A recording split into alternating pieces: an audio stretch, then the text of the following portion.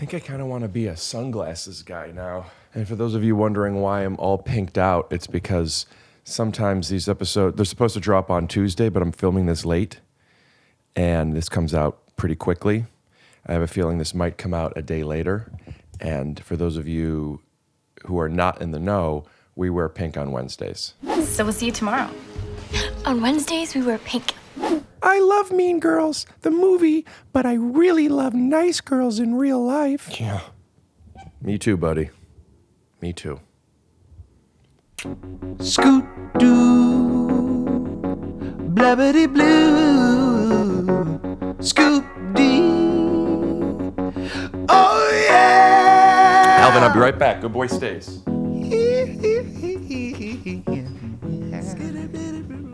You're gonna be on the couch. Okay. That's okay. And I feel like you want me to hide the dog. Nah. Wait, no. No, I'm so sorry. It's okay. Put it on this, would you? Yeah. Unless you want it hidden. No. Yeah. The way you are with dogs, I am with wet stuff on my wood. I'm really sorry. It's okay. This You is like wet stuff on your wood? No. Just this wood. Yeah, just that wood. And no perverts. I'm not talking about wet stuff on that wood. Also, anything on. Could we just? I'm so sorry. No, I have a bit of OCD. You could put anything over there, Okay. or you could put it on the couch on the blanket. Perfect. Okay. Can I Have get? I made you mad already? Have you made me mad already? Yeah. No, I'm so sorry if Okay. that was a real question for everything that you've gone through. Do you hate me? I am so sorry for everything you've been through. So you could sit there. Before we get started, I'm I'm telling you, your body energy. No, should I hide it's the dog? fine. No, I didn't do it hard. It was a little like, Okay. we're cool. Do you want something to drink, or maybe a little bit less to drink? Which camera do I look at? This one right here? This one. This one? Yeah. Really? Yeah. Do you want something to drink? Oh, vodka? Do you? No. I have vodka. I also have I have 7-Up, I have ginger ale, I have weed drinks, I have coffee drinks, I have tea drinks, I have Dr. Pepper, I have root beer. Oh, so you did have vodka, you said? Maybe a shot so I relax? Is that okay? Yeah. No, I don't need it. I feel like, And you're not Jewish, huh? And you know what else is funny?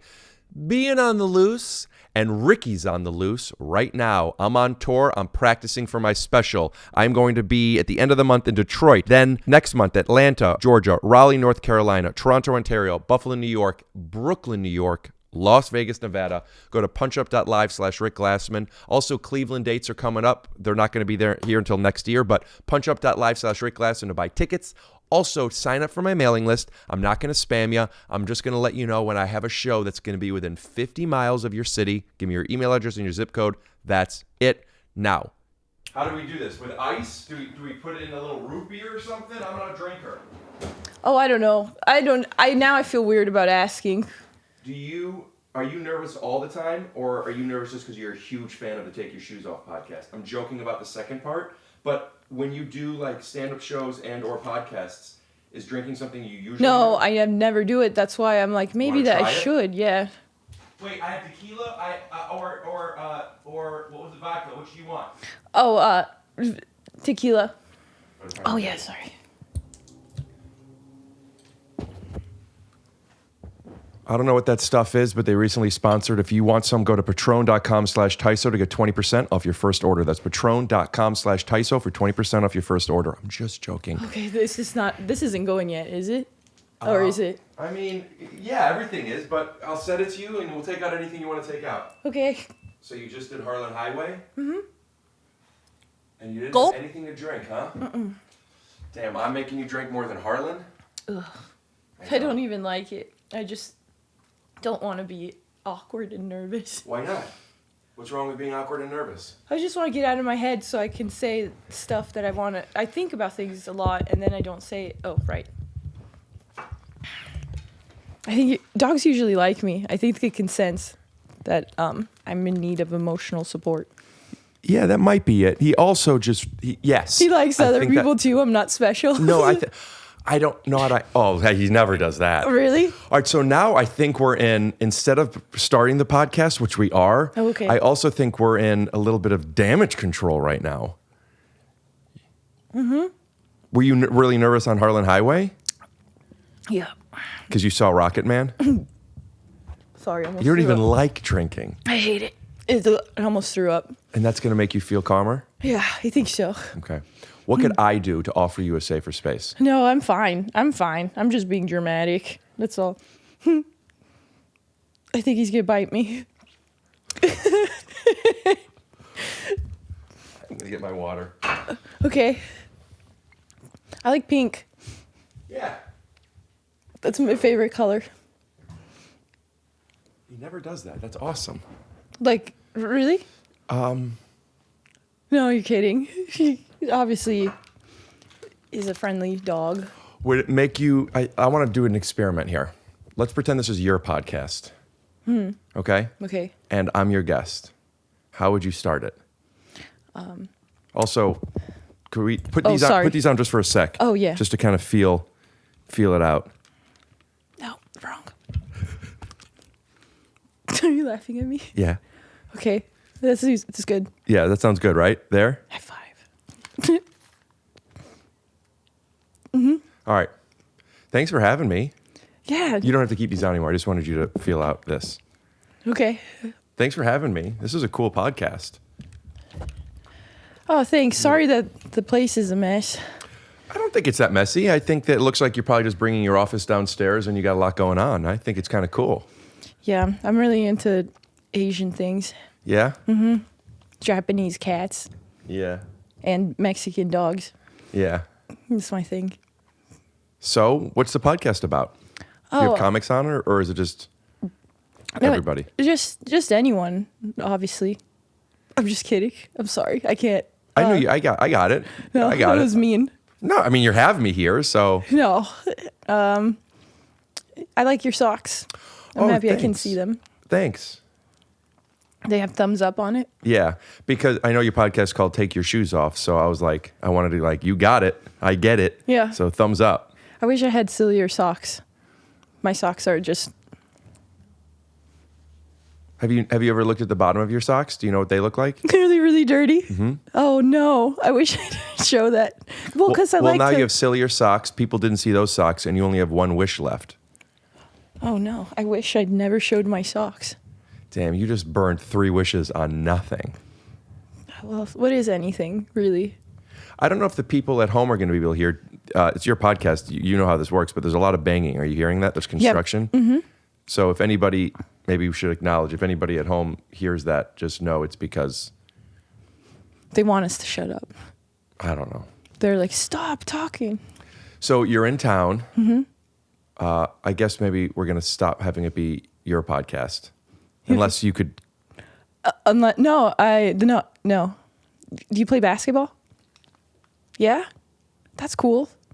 Do you wear your glasses when you play basketball? I have goggles. I like that. Thank you.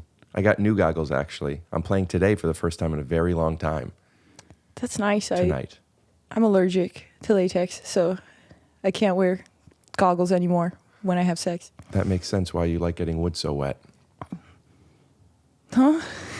Nothing. Wait, no. I'm so sorry. It's okay. Put on this, would you? Unless you want it hidden. No. Yeah. The way you are with dogs, I am with wet stuff on my wood.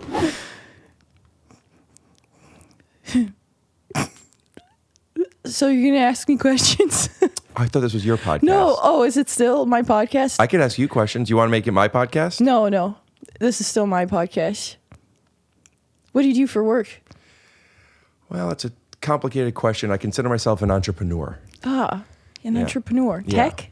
What's that? Tech? You work with cameras? I use cameras. I make social content and I do commercials. I make commercials. I direct and I act in commercials. You're so brave. Thank you. Yeah. I feel like no one tells you that. It's not something I... Are you gonna cry? No. You should. It's just not something I hear that much. And I think that when we think about how afraid we are of so many things, on the opposite end of that is bravery. And you can't be brave if you don't push past the things you're afraid of. So I look at bravery as a badge of honor instead of feeling shameful of the things I'm scared of, to feel proud of the things that I'm able to push myself through. That was beautiful. Thank you. I agree. Thanks. Yeah. Wow. I guess, podcast, you have to be pretty good at keeping a conversation going to be good at podcasting. Well, that's why I'm trying to get into it. What's your appreciate sign? you having me on. What's your sign? Thumbs up. What's your, girly sign? Oh. Like zodiac sign? Oh, I'm a Leo. Okay. I don't know. Do you know about that kind of stuff? Does that mean something to you? I don't know. I a little bit, I dabble in astrology and stuff. Cool. Yeah. I think Leos have really big personalities. Sometimes, Yeah. if the person who was born during that time is an extrovert. Do you think you're an extrovert? Yeah, I think much like sexuality, being an extrovert is fluid. Mm-hmm. So sometimes I feel I'm extroverted, but I am as a defense for not showing up the way I would otherwise, which is to just kind of zone out. So you're an extrovert, but then when you're around people, you'd zone out? Sometimes when I notice that I might otherwise be zoning out, which is where I would kind of want to be to not drain my battery, I instead sometimes turn on some tricks as I think of them that I've learned of how to be like, hey, nice shirt, where'd you get that? And then it's like, Oh, to be charming. I don't know if I would call myself charming or brave, but I would. I'll do it then. You're charming and brave. Thank you. Yeah. So what was it? Why is it that you wanted to have me on your podcast? I don't know, because you're so charming and brave. Oh, no. Now I know you're fucking with... Can I swear on here? Oh, yeah, no, please. Say the N-word. No.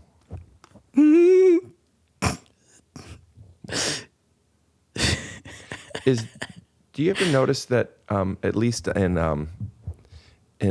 anime and when hot girls on the internet are trying to pretend that they're anime, so dare I say it, weirdos could jerk off to them, they go like this.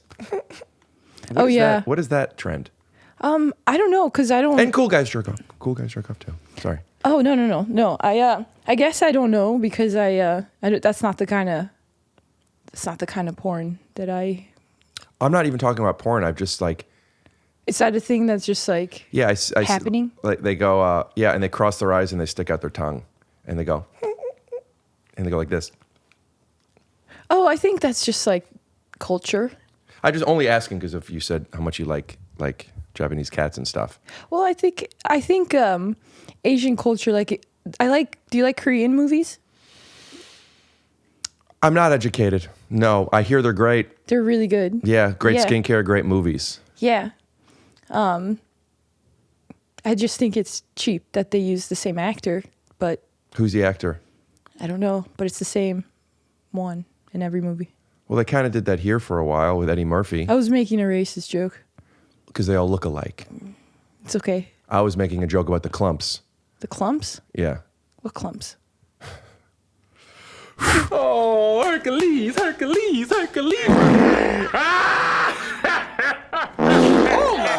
too. Oh, now, see what you made me do? God damn it, I messed up my thing. Hercules. Do you remember Sherman Klump? You never watched Nutty Professor? What got you into comedy then? I wanted to be brave and charming. What inspired you to want to be brave and charming? I read a lot of books, self-help books, because I didn't know what to do with my life. I didn't want to be in insurance anymore.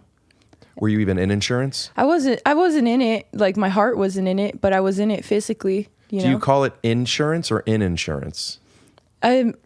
Insurance, but I was not. I was in insurance. So you were selling insurance for what?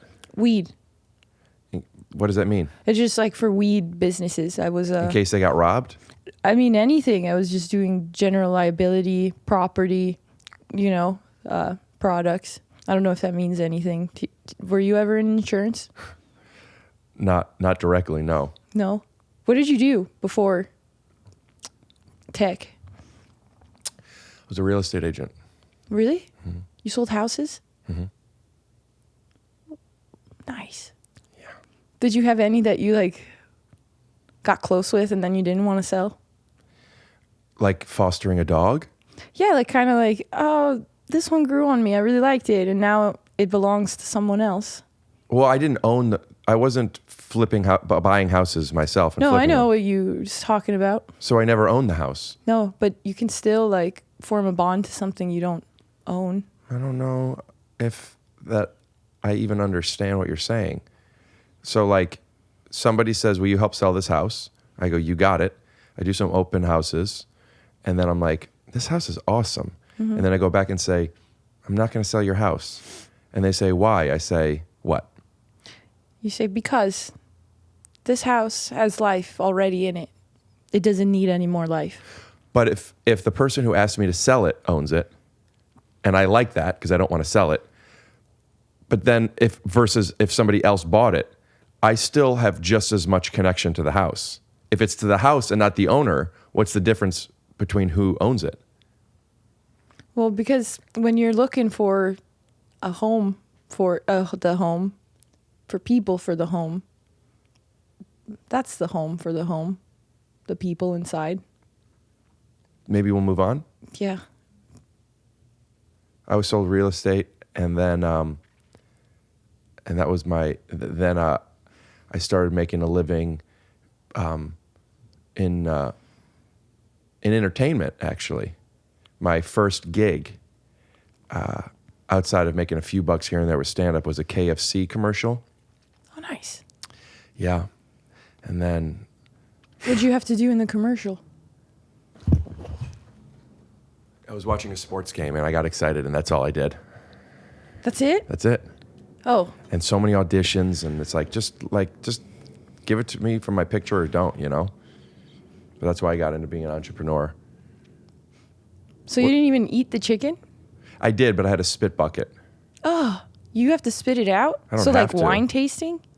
I just didn't want to... chicken tasting? I didn't want to, because you do so many takes. Oh. I didn't want to keep eating chicken. I hear if you eat too much chicken, you turn into one. And I wanted to be brave, so... But I think you would be brave if you ate more chicken. But you do understand that when people are scared, they refer to you as a chicken. Yeah, but if you're eating chicken, you're not. Yeah, but then you turn into a chicken is what you mean. Mm-hmm. No, but you'd be a brave chicken. You'd be like Chicken Little, the bravest chicken ever.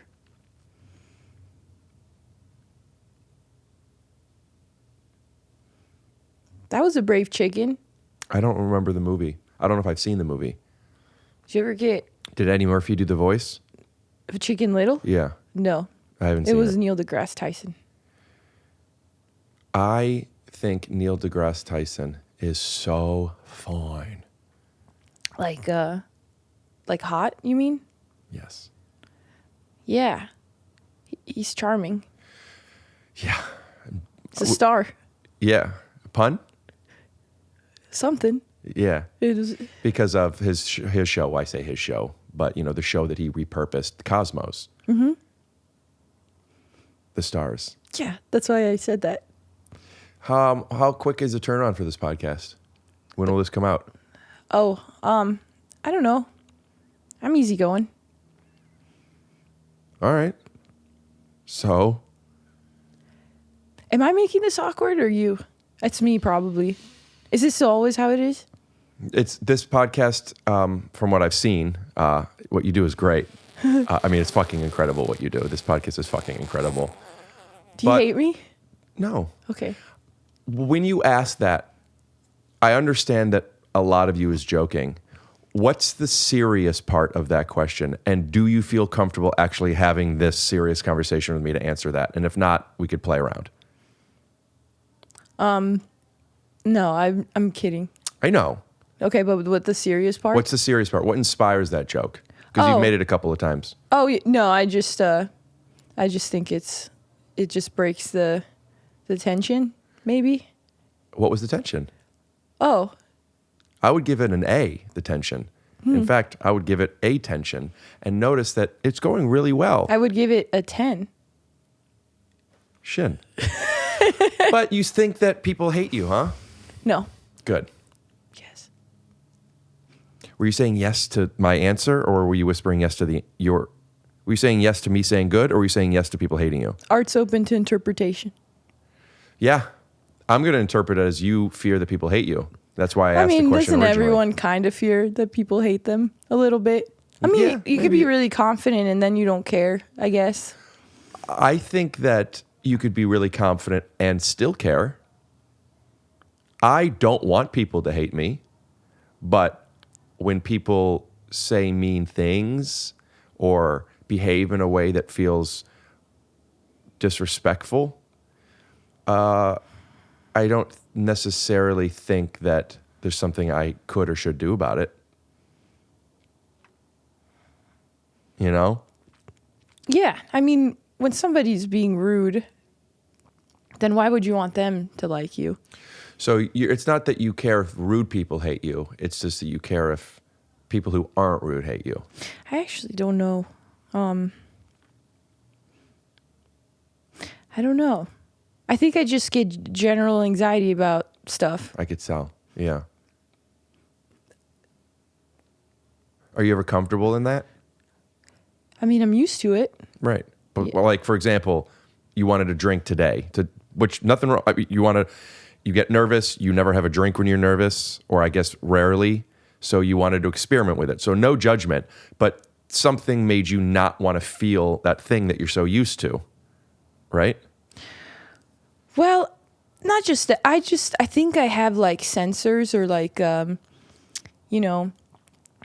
little voices in my head, not in a schizophrenic way, but just kind of like, hey, don't say that. Don't say, like probably leftover from childhood or something. Because everything's from childhood. Is that a Catholic thing, or is that your Maybe. parents' thing? I don't know. Both.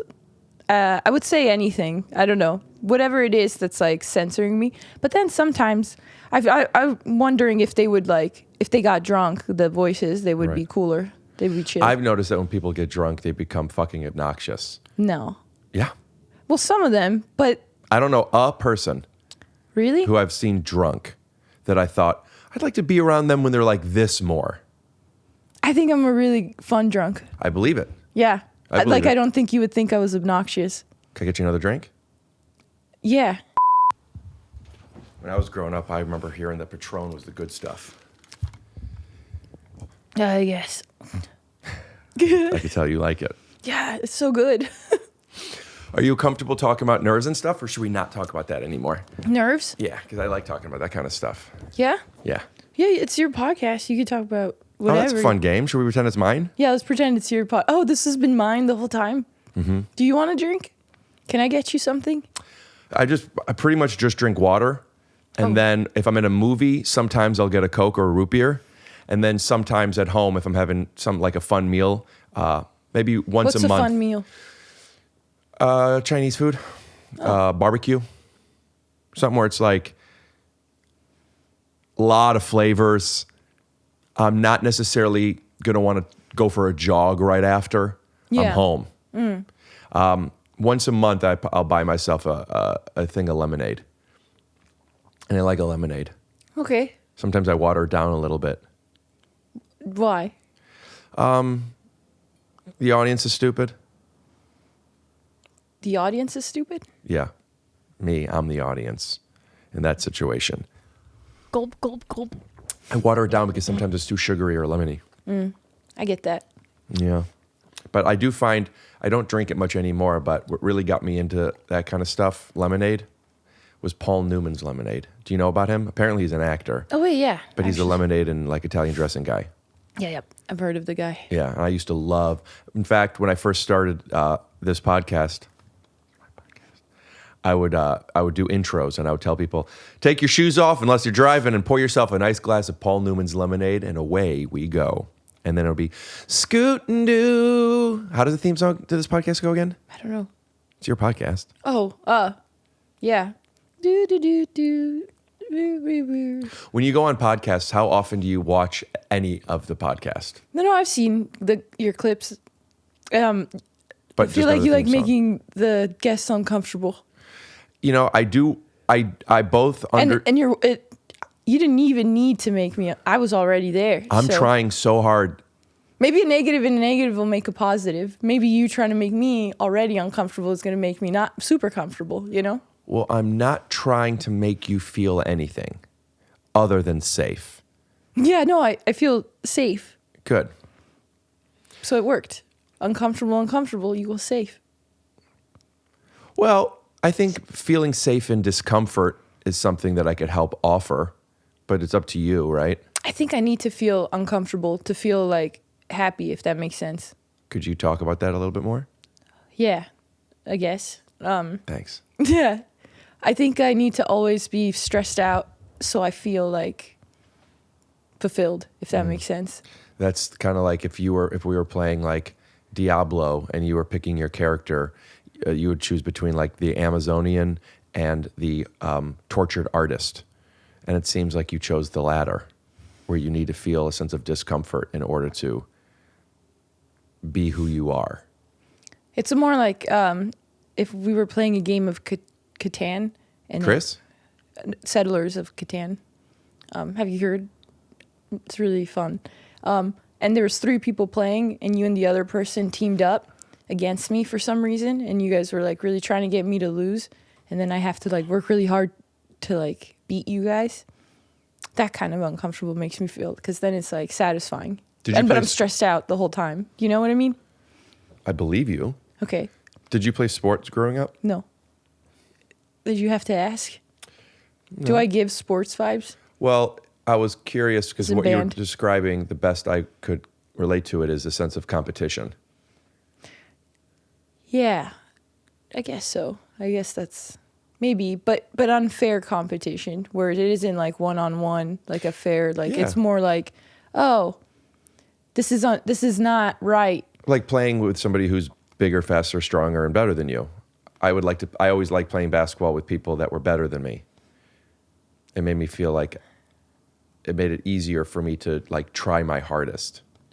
Yeah, because then you don't have an ego maybe about it. Maybe that's why. Because then you're like, well, I know that I'm not as good as, like, the odds are against me, so then I can relax and not feel that bad if I fail. I think that could be one of the perspectives, sure. Yeah, maybe that's why. Maybe that's what it is. Yeah. I think I connect more with like, I really wanted to be able to beat these people. And I think with the ego part of it, I think that would be like, I really want these people to think I'm valuable.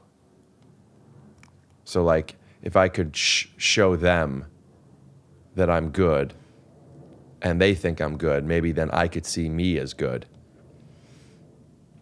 Oh, so you do care about what people think about you. That's what I was saying. I said even in confidence, I still care what people think. But if you were confident in your skill set, then why would it matter? Because people matter. We're a tribal species. I think there's a difference between caring about how people feel about you versus prioritizing how they feel about you over how you feel about yourself, right? Mm-hmm. So like, to use comedy as an analogy, if people go up on stage and like they do whatever they want and they're like, fuck the audience, who gives a shit? I don't give a fuck what they think, those fucking pieces of fucking trailer trash bullshit, bitch. It's like, whoa, that guy or girl, but mostly those two. Those mostly guys or girls, but like everyone in between. They're like, oh, that person's really confident. I would think, oh, that person's really defensive and scared. Yeah. I care what the audience thinks, but like if they don't think what I'm saying is interesting and I don't care, then like, I want them to like what I'm doing at least as much as I like what I'm doing. So I still care. But if they like, hey, Glassman, you're a fucking freak, fucking loser, bitch. And I'm thinking like, no, I'm not. I would prefer if they didn't think that about me, but whatever. They're gonna.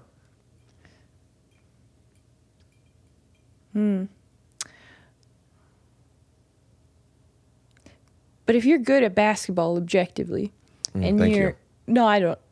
No, but... You ain't passed the ball enough, eat my butt. You ain't checked the ball out, eat my butt. You shoot from too far, eat my butt. But you make it every time, no shit, slut, I'm the fucking man. Go on. And you know, because I think with skill and just that's how you get confidence is if you get more skill. And then you don't need the approval of your peers if you're objectively like, well, I know because I have these data, this Disagree. data. Huh? I disagree. But like if the people you respected were still like, oh, you're not good at basketball, but then objectively you're scoring all the time. Yeah. And how are you scoring all the time if they're not passing you the ball and if they're not setting picks for you and if they're not using the picks you set for them and if you're not setting charges or taking charges, if you're not getting rebounds, if you guys aren't hustling together, if you guys aren't playing together and don't respect each other, you're not going to be as good as you could be if your peers and your teammates think highly of you. Yeah, but what if they pass you the ball and then that you score, but they're still like, God, he sucks. And that's what they're telling you to your face. Why do they think I suck? I care why they think that way. Yeah, but if you don't objectively, why does it matter? Because I want to have good connection with my teammates. And if they think that I suck and I don't think that I suck, which, by the way, I could very much relate to in my real life, I would like to know why they feel that way. Once I understand it, I could then choose to disagree with them and then, oh, okay, these people we're not compatible as teammates. So you need to understand things. I prefer to understand things, yeah. Okay, but that's controlling. Oh. I get that way too. That's how I know. I feel like I need to solve puzzles in my head, and then sometimes I can't. And then I don't get the answers I want, and then I'm hung up on it for months. Well, I wouldn't call that controlling. I would call that obsessing. Yeah, but isn't obsession kind of like trying to control something? Depends on what you're obsessing over. I mean, I do have obsessive compulsive disorder. Oh, okay. I think I have that too. Yeah, maybe. Yeah. I say maybe only because I don't know you, not because No, I think you don't. yeah. No, that's why I'm understanding what you're saying about like needing You understanding what I'm saying? Why are you controlling me so much? No, I'm understanding you. But you think understanding and controlling are synonymous. No, I didn't say that. Could you explain then? Because I said I like to understand things, and you said that's controlling. No, I forgot now what we said. Didn't we say like obsessing is controlling, not understanding? Understanding was first. We don't need to... But obsessing on understanding, that's the controlling thing. Like if you want to understand something, that's curiosity. But if it gets to a point where you can't move on with your day because you're just trying to understand it, then at that point, there's some level of, oh, I need to control being able to understand this. I understand that. Right? It could be, sure. But I'm just saying, if I'm playing basketball with people who don't like me, and I think I'm great, I'm skilled, I'm fantastic, the idea that you were saying of, well, who cares what they think? You should be confident in your skill set.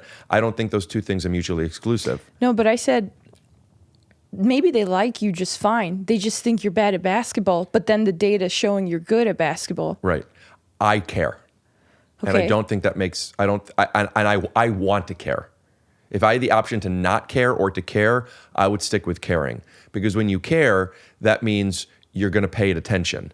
And I want to pay attention to why people think the way they think. I don't want to have to obsess over it, but I've learned a lot about myself from friends and who have told me stuff that how they feel they receive me. I've also learned a lot about myself, about patterns of how I was received from people that are unrelated to one another. That, oh, this person sucks, fuck that person, this person doesn't get it, this person is weird. And then it's like, well, at a certain point when all of these different people are receiving me a certain way, there is a pattern there. I could choose to not change anything, but I want to understand that. That way I could better be like, oh, I didn't realize that when I do X, Y, Z, it leaves people feeling this way. Okay, so to learn. So that's why you want to... Yeah, to grow, to be... Because I care. I care what people think. Okay. What if it's somebody that isn't mentally there? I don't mean I care what everybody thinks, but I'm saying people matter. So if it's somebody you respect, then you are like, oh, I wonder why they think I'm bad at basketball, so maybe I can learn something. That's part of it. But it's not just people I respect. Oh. It's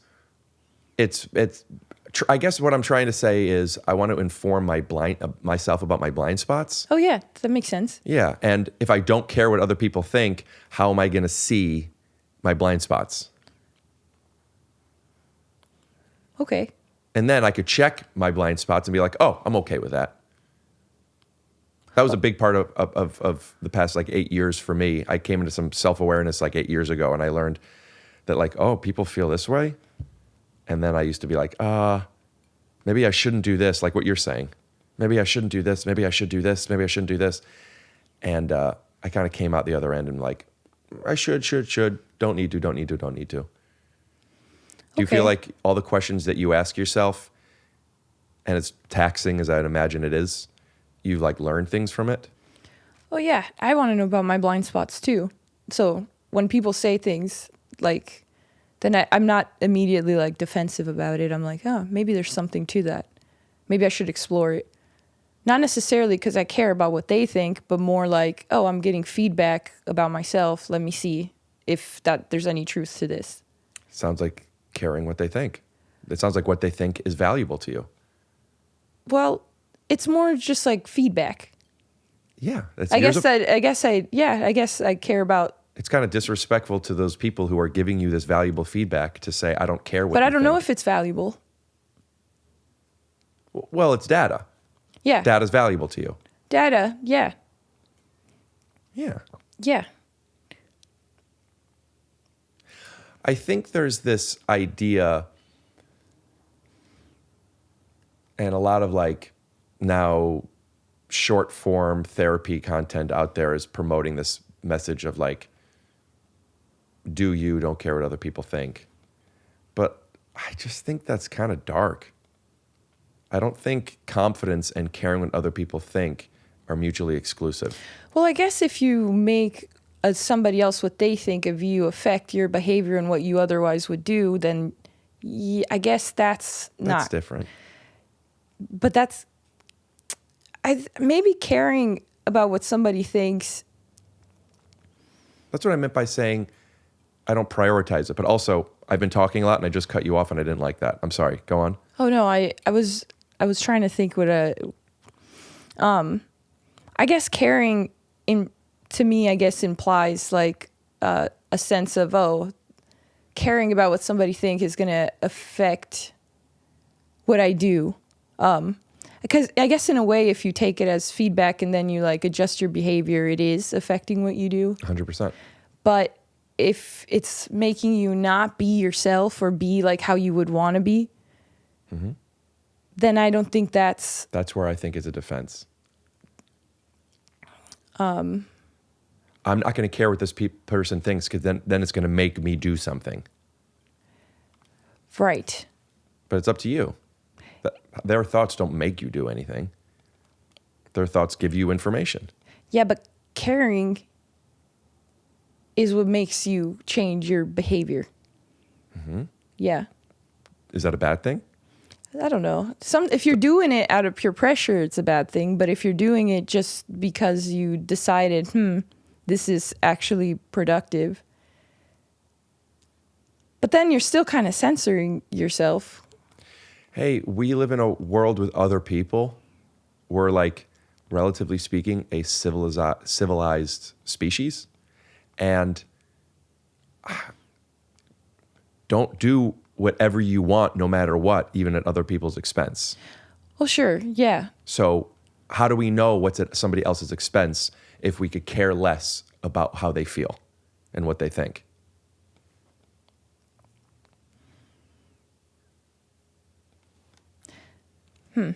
I guess you have to have your values and what you value and what you have to, that's where the confidence comes in. Oh no, I'm pretty convinced that I value this thing. So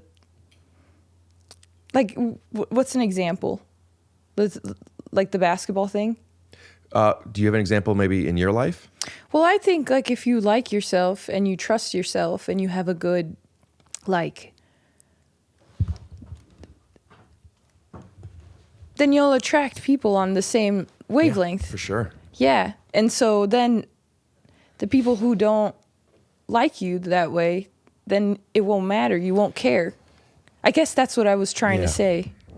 Yeah, I understand. I agree with the philosophy behind finding your people. Yeah. But we also will be working with people that aren't necessarily on the same frequency as us. People close to us might be dating or married to people that aren't really on our frequency. And if we only allow people into our lives that see us the way that we want to be seen, I think it's really limiting potential relationships that you could grow into and or make nicer for yourself, you know? Sure, I guess there's levels to it though, right? Like if somebody disagrees with, they just don't like you, like for personality traits and stuff. Mm-hmm. But if there's somebody who's like, well, I think maybe in this area, you know, like sometimes you're like, oh, this person's really ambitious. I'd like, or you see something you acknowledge within yourself, like, oh, this is a way I want to grow. And this person does things a different way that I do things, but it helps me grow to like, then that's productive and helpful, like in that way. But if somebody's like, I think you're too this way, and you're like, well, I like this about myself, mm-hmm. or I'm comfortable with this about myself, then you're like, yeah, then it doesn't matter what you think. Absolutely. Then. Mm-hmm. But in order to find that information out, you have to be open to receiving it, right? Yeah, but then open to receiving it, does that mean you necessarily care? Or is that just in taking something? If there's something that I don't care about, hey, Rick, I brought you 5 different sandwiches, and I don't care. I'm not going to eat these. I'm not going to know if I like them, right? Mm-hmm. So maybe we're just talking a difference in definition of what caring is. I was thinking that too. But like, I care. I think a great example that we could both relate to is doing comedy. And you ever just feel like you're in the pocket and you're doing something that you really like, mm-hmm. and the audience doesn't like it? Or maybe even like one person. I hear some people say like they see the opposite of this is I hear people say, oh, everyone was laughing, but there was that one person in the front who just, you know, wouldn't uncross their arms and wasn't laughing. And I just really wanted to get them to laugh. Mm-hmm. That would be that person caring, maybe even obsessing over this person. Mm-hmm. The opposite would be this person isn't laughing and I don't give a fuck, right? Mm-hmm. It's not like one is better than the other. I don't think that's the opposite. Either way, you're giving it attention in some kind of heated way. I think the opposite would be like, I'm noticing this thing and I'm letting it pass and I'm staying like... Oh, that's what I meant by not giving a fuck. Oh, okay. I think the opposite of caring is not giving a fuck. Okay, but genuinely, not just telling yourself, oh, I don't give a fuck, but really you're mad about it? I guess because I swore it sounded that way. Right. No, I was just being okay, like so far. Okay. I give a fuck, I don't give a fuck. Okay. You know, like I give a lot of fucks, I give no fucks. Okay. So yes, not angry about it. Yeah. I think it's great to like not let this person or many people affect you if you're doing what you want to be doing. Yeah. However, mm-hmm. what if I noticed that this person in the front row, and this is an amalgamation of multiple times that something like this has happened. Somebody in the front row was enjoying me, mm-hmm. and then I noticed that they're not anymore. Mm-hmm. Everybody else is. I could not care. I am very curious. What happened? One of the reasons I'm curious is because I believe I probably said or did something that left this person feeling something negative. Mm-hmm. I probably made a joke that was either misunderstood or a trigger for this person or both. Mm-hmm. I care. I don't care because, oh no, I'm not funny if this person doesn't like me. I care because this person was having a nice time. I want everybody here to have a nice time. This person is now not having a nice time. I very well may be probably responsible for at least part of that. So I could just like, whatever, I'm not for everybody, move on. Or I could say, I'll sometimes think, oh, I noticed the energy shifted around this when I was talking about this, and I'll acknowledge it with the person. Hey, when blah, blah, blah, blah, blah, blah, if I'm putting you on the spot, we don't have to have this conversation anymore, but my intention was this, did something, and well, you did this or you didn't do this. If they care how I feel and they're willing to have that dialogue with me, and it's like, oh, that's not what I meant, or blah, blah, blah, blah, blah, blah, blah. Does that make sense? Yeah. And if I didn't care how this person felt, I wouldn't have done that. So anyway, I'm feeling myself talking way too much. I just think about this stuff a lot. No, yeah. So, sorry, what are we debating? I kind of forgot because it's been... I know. You're saying the same thing I'm saying, which was I was just talking way too much about this. No, because I get that too on stage where I'll notice like shifts in energy and then I'll be like, uh-oh, the energy just changed. What was that?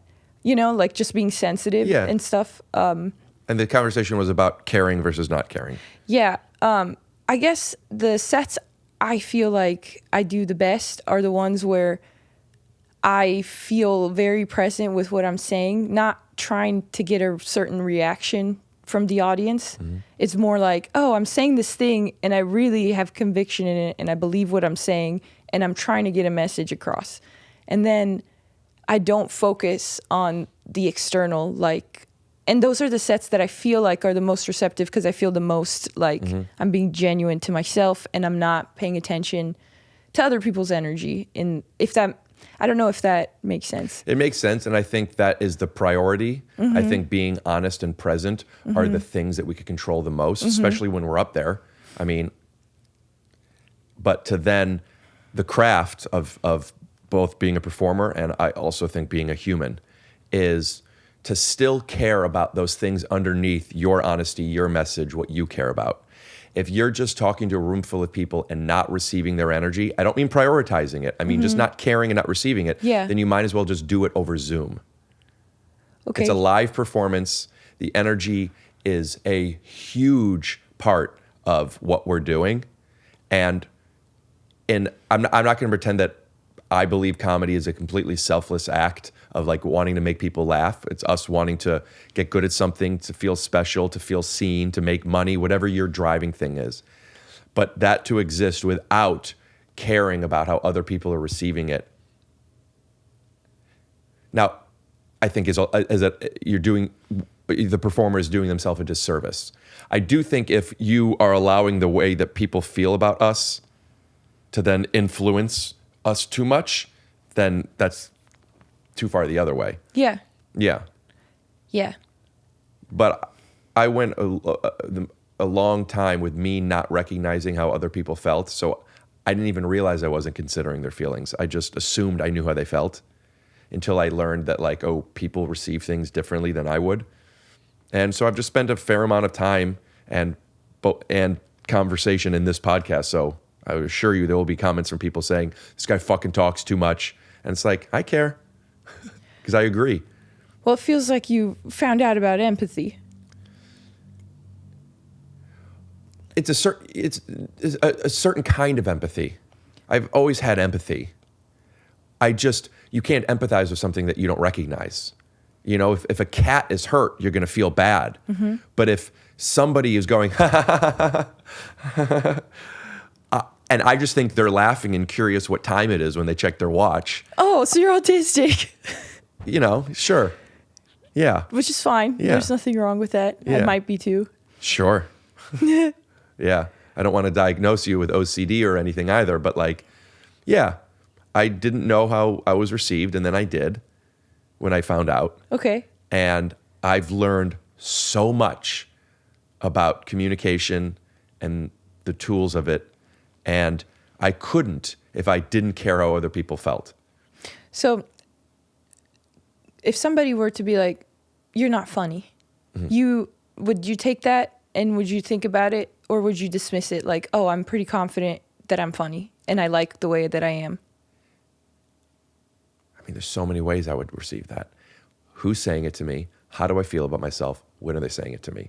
If somebody were to write a comment on this, Glassman's not funny, I would be like, if this is all you've ever seen of me, I know why you think that. But I'm funny. So it doesn't bother me. Right. So you dismiss that. To you, that's a sensory memory. It's not like a short-term memory. You're like, oh, I took it in and now it's out. Yeah, because I know that this person doesn't have the context to make that. I wouldn't even say that you have OCD if you're doing things, because I'm not, that's not for me to say. But does anybody know you that much to where you would care about anybody? Like, right? Because who knows you to where you would be like, oh, they know enough of me to where they can make this call about me? A lot of people. I don't think that they can make the call that they know something for certain, but it's information. If somebody says to me, who I'm close with, hey, Rick, man, you do this all the time and it bothers me. Okay. I then would be able to look at it and be like, is this a behavior that I want to change in myself? And if not, if it's something I like about myself, but I know it makes this person feel bad, I would be different around that person. Great example is the way some of my family and friends chew. Okay. They chew so fucking loud. I'm sorry, it was going to give an example, and that was mean for people. Where I'm like, and I know one of my friends in particular, he feels bad when I say, hey, dude, either spit out the gum or we can't drive together. I could choose to not say that to him and let him chew like a fucking monster. Okay. So he feels good. Or I could set my boundary at the cost of him feeling bad. I will choose the latter 10 out of 10 times. Is it a boundary if you're trying to control him? That's a great question. Yes. Because if I say you have to spit out your gum, that's me controlling him. Yeah. If I say, hey, David, if you're going to chew gum while I'm driving, we're going to have to take 2 separate cars. That's now his choice. Okay. Does that make sense? Yeah. That's how I would handle it. Okay. That makes sense. You and I didn't talk about setting this up. Do you work with Andrew? Is he your agent? Yeah, I figured. He's my agent. Oh, So he sent me an email. I mean, we have talked on Instagram before, but he sent an email saying you're going to be in town, and he kind of facilitated this. Since I wasn't talking to you directly, I told him, would you please let her know that I'm going to ask her to take her shoes off when she gets here to wear clean socks, which apparently you didn't get the message. I'm just joking. And how I normally don't let people in here if they're not going to be on camera. So if you were going to bring an agent or a manager or a friend, I wanted to say that before you showed up. So you could say nope or okay. Okay. I try and set boundaries. That makes sense. Yeah. That's like then I get to decide if I want to partake or not. Yeah. But you're saying your friend is already in the car and you guys are driving and he has gum. I've told that he knows already. Okay, so if he already knew. Yeah, he knows already. Okay, yeah, then I guess that's a boundary. Do you not have that with chewing? No, I don't really get bothered by, like, I don't know, stuff like that. I don't know. Maybe. Do you Maybe know- I don't pay attention. Maybe I'm too in my head all the time to notice stuff No, like that. You would know. Yeah, I guess I don't really. The people that are listening that have misophonia, they know what I'm talking about so much. And if those noise bother you and you disagree, I'd love to hear. But everybody else who I've talked to are like, dude, relax. Who cares? It's tough. Yeah, but so then, does it make you feel bad that people think that you're weird about that? That's what it is, right? Like people are like, oh, relax. Then you feel like a pressure to be like, oh, I shouldn't be bothered by this. Is that what you're saying? No, the only the negative feeling I have from it is I don't like how people who are friends with me, how difficult I could be. I don't like being difficult. I don't want people to be like, fucking, this is going to be tough. Why? Because I care how they feel. Why? I care about my friends. I want them to feel nice. I also would like to I would like to offer value to them. I'm sure you do. I think so too, but it's Even a cost if- benefit. It's worth being around this person despite these things, right? Like, do you have any friends that there's things about them that you don't like, but it's worth being friends with them anyway? Oh, for sure. Could you without giving names, could you give an example of a friend that you have that has some character traits that you would rather they didn't? Well, yeah, I mean, everyone has, I can't think specifically right now, but not everybody's going to be perfectly the way you want them. They're people. And then that's what I mean. Like, they decide whether they want to, like, obviously this chewing thing really bugs you a lot. Like, to you, that bugs you to 100. And to your friend, if it bugs them to 100, that it bugs you to 100, then you probably won't be friends. You'll just go your separate ways. But for them, if it's like 50%, it bugs them. But for you, it's 100. They'll be like, do you know what I'm like? Yeah. So then you care that it bugs them. But then if it makes you feel uncomfortable around them, then is that even like a relationship you want to like be around? But gum chewing or chewing isn't the only thing that affects me to a degree that a typical person doesn't really empathize with.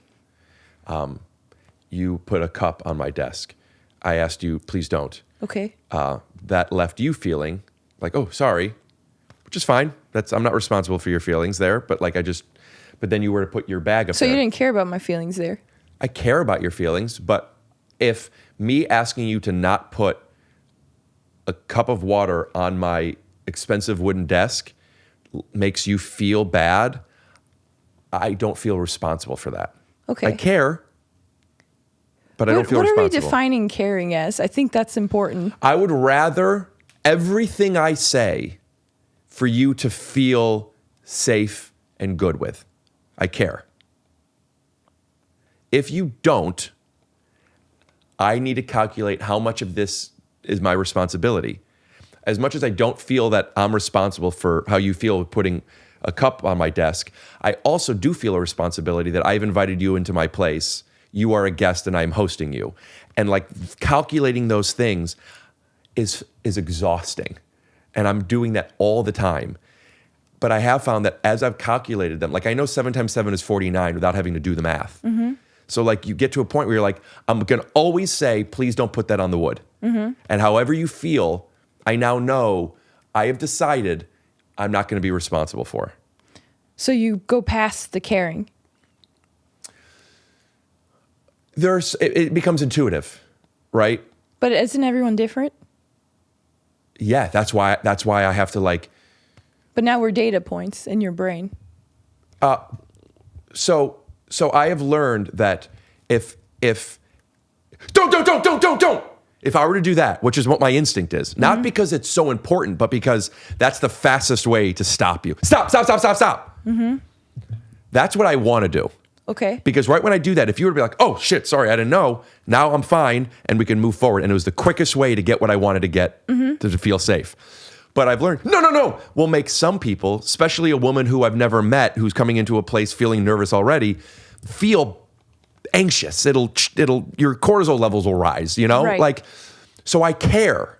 I care enough to, how could I say this in a way that you're going to be able to still feel nice while I feel nice? But you're still operating under a lot of assumptions. That's what life is, right? We're projecting everything. I don't know you. Yeah. What's the assumption? Well, the assumption is that you telling me to put it not like that on your desk the way you did was going to be the way to not make me feel uncomfortable. Yeah, correct. I have the same way that we know, like when we're ordering something from a restaurant and they took your order already and you forgot that you wanted a side of barbecue sauce. And I'll say, yo, give me a side of barbecue sauce too. You say, excuse me. Some people, excuse me, I'm so sorry. I'm a fucking coward. Is there any, some people overcompensate the other way. You find ways of saying things that you hope will be received the way you mean them. And I guess you could call that an assumption. It is. Yeah, but that's how you talk to people. I'm assuming that if I say, will you, would you like to pretend this is your podcast for a little?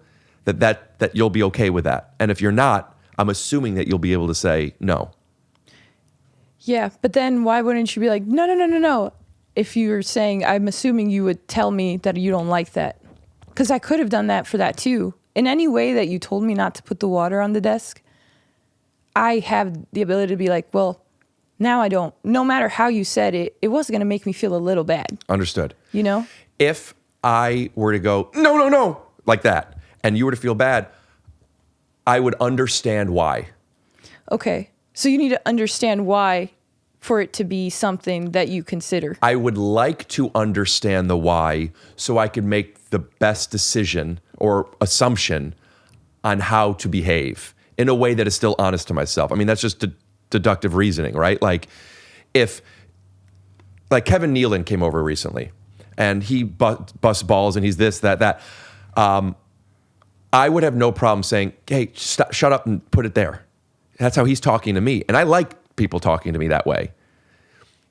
Until I understand you, I'm going to tread lighter and not make strong choices that like cost benefit. Benefit is she puts the cup down a half a second, picks the cup up a half a second earlier. The cost is she thinks I just yelled at her. I care if you feel that I'm scolding you. Okay. So it takes longer for you to be yourself when you don't know somebody. That's normal for anybody, I think. So it's just like not as genuine until you feel like, oh, I can't. I love this conversation so much. I am feeling insecure about how much I'm talking. Yeah. Oh, well, it's okay. I'm actually just trying to understand what you're, and I don't mean to be difficult if I'm being. I love this. If this were your podcast, you know, like, well, it is my podcast. Great. I've put so much time and thought into what you're asking me, and I just think I love talking about this stuff. At one point, yes, I maybe was not showing up authentically until I felt safe, that you felt safe, that we felt safe together, right? But wouldn't it be like fast forwarding and you find like the people you feel safe with if you're just yourself? Like if you were to be like, no. Yes. And I responded with, all right, he's not cool with this. How did you know? Then I probably would have responded better to that because I would have been like, this is who he is. Then I would have in turn felt more comfortable around you instead of this like hesitation to like, you know, because then you sense when people aren't being themselves. I agree. Yeah. This is a big part of what I talk about in my act, actually. I absolutely show up authentically. The way I asked you to take the cup off was still authentic. Mm-hmm. There are different ways where I could be honest that when you're first meeting somebody, I have learned is important to I don't remember what I said to you or how I said it. But I know the way I said it was, hey, I don't like, in my head, like it was like, I don't want that on there, but you don't know that yet. Let me just tell you, I don't want that on there. That wasn't disingenuous to me. What would have been disingenuous would have been to not say anything and to maybe go over and kind of just take it off myself and maybe wipe the ring down or whatever, hope that you don't notice because I don't want to leave you feeling any sense of discomfort. That's not what I meant. I wanted you to know I don't want that there. Mm-hmm.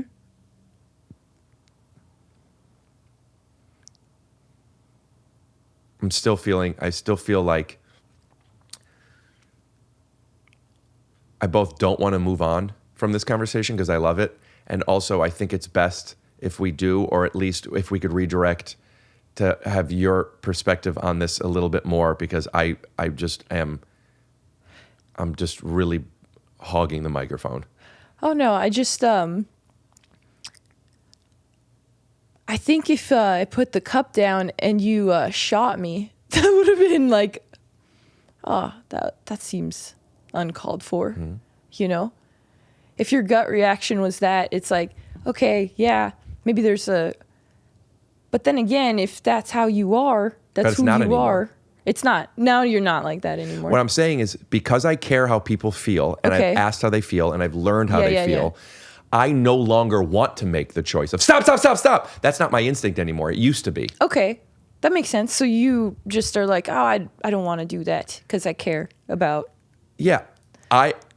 I would rather the cup come off the desk a half a second later and not risk being part of somebody feeling scolded. You said a couple of times, "Do you hate me?" to me, Yeah. which is a joke and coming from someplace. If I was constantly, "Fix the couch, don't do that. Stop. Put this, the bottom of your socks are this. Don't put it over there. I told you not to put the cup there. Why are you putting the bag there?" Yeah. You know, like that could be a very reactive, triggering feeling inside of me. And if I just react to that out loud, that's not going to be nice company for you. No, but then I would be like, I don't want to be here anymore and I could leave. And I care if you feel that way. Because you don't want me to leave? No, I don't want you to leave, and I don't want you to feel uncomfortable around me. Okay. Yeah. I want you to like me. I want you to want to be here. I want you to be happy you did this podcast. If, however, I am behaving the way I am behaving, and I'm okay with the way I'm behaving, despite the fact that I'm talking a little too much, and you're like, "I don't like Rick," I'd be like, "Oh, that's a bummer." But like, there's nothing I could, I mean, this is me. I think this was I should have smoked before podcast, not I should have had a shot before podcast. Well, if you're ever here again and want to come back on, I'll get high with you. Okay.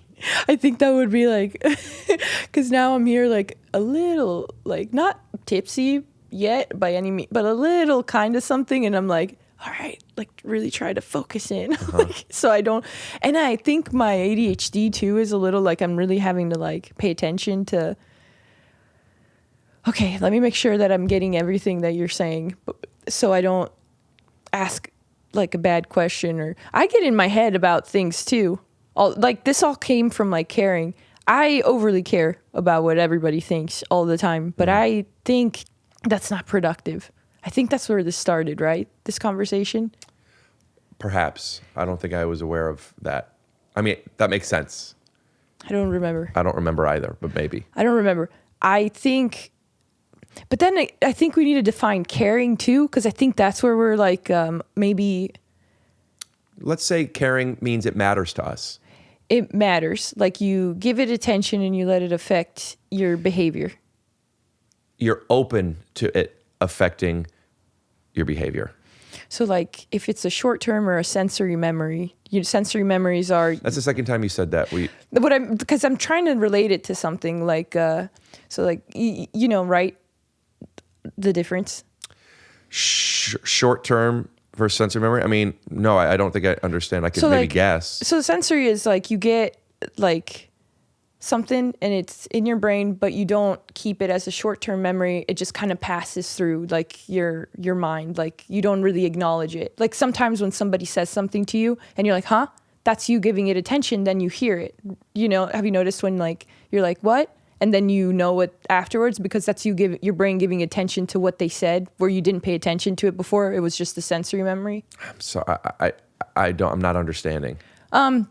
So like if I said something to you and you were like in your head or thinking about something and you didn't hear what I said to you, you were like, what? Right. And then as soon as you say what, you heard it without me having to repeat it. Now it's a short-term memory. Okay. Because you gave it attention. And then what's the other version? The other version is like you still got the like, you know, like me saying, obviously you had heard it the whole time. It's just you hadn't given it attention. So your brain didn't register it as information. I don't understand. Okay. But could you still move forward and maybe I could kind of still understand what you're saying anyway? Yeah. Like, so like people's, because you can't get everything all the time about people's behavior. Like, you can deduce from like, if you made somebody uncomfortable or not by their body language or by like, man, I'm trying to, like, sometimes you register it and sometimes you pay attention to it and you're like, oh, I care. And sometimes you don't. It's just like something that goes through and you're so confident in your perception of yourself, or not perception of yourself, but like who you are as a human and how you acted, that it doesn't even register as, oh, I made this person uncomfortable, because you're like, nothing I did in this moment by all my calculations should have made this person uncomfortable. That's where I think that's not for us to decide.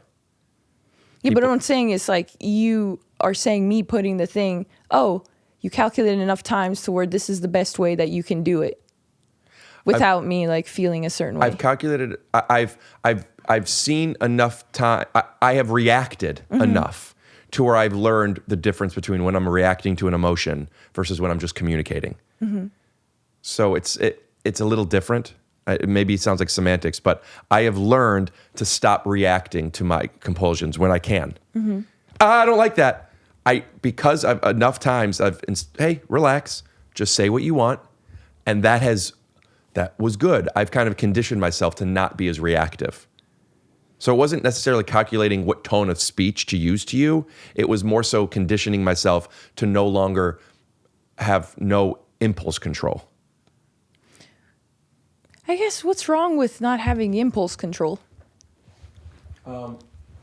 Really?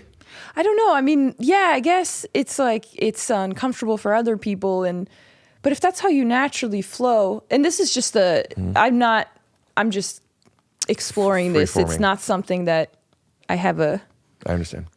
But what's wrong if that's how you want to react and that's the most comfortable you feel reacting is in that way?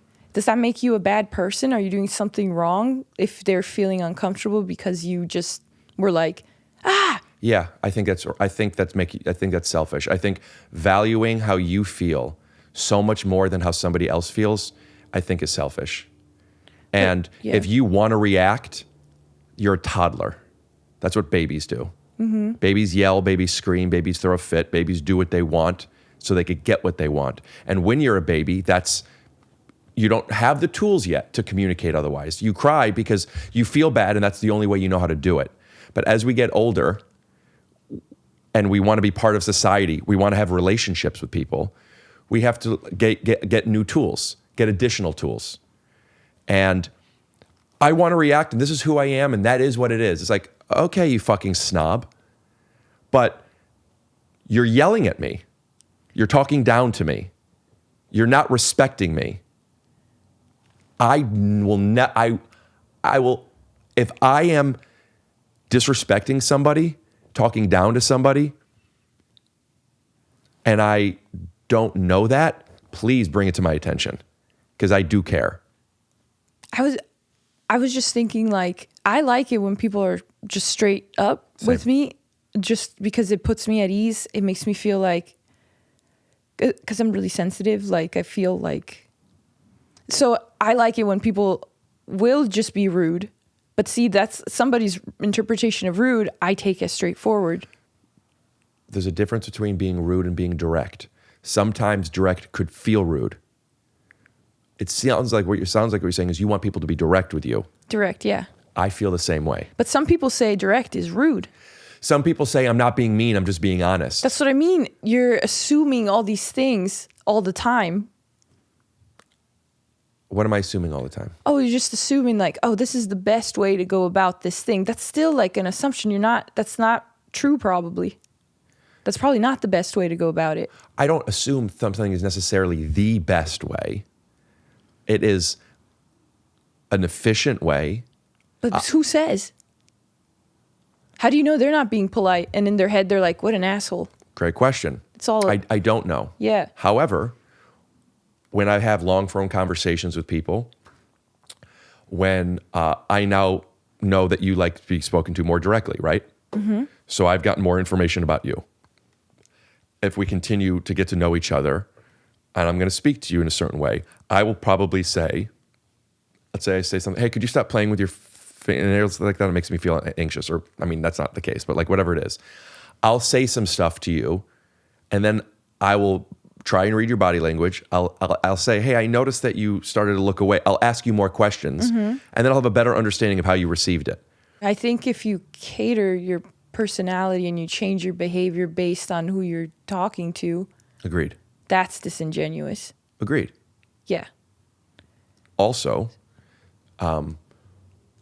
when you're on a job interview and you have to fart, maybe hold it. Yeah. Or say, hey, I don't know if you're comfortable with farting. I have to fart. I don't want to be rude. I'll go in the bathroom. Can I just fart here? Whatever. That's kind of how I am. Like, I'll just say what I'm feeling.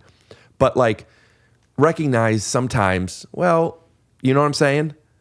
Yeah, I know what you mean. And if you don't ever consider how people feel, then you're just gonna fart all the time.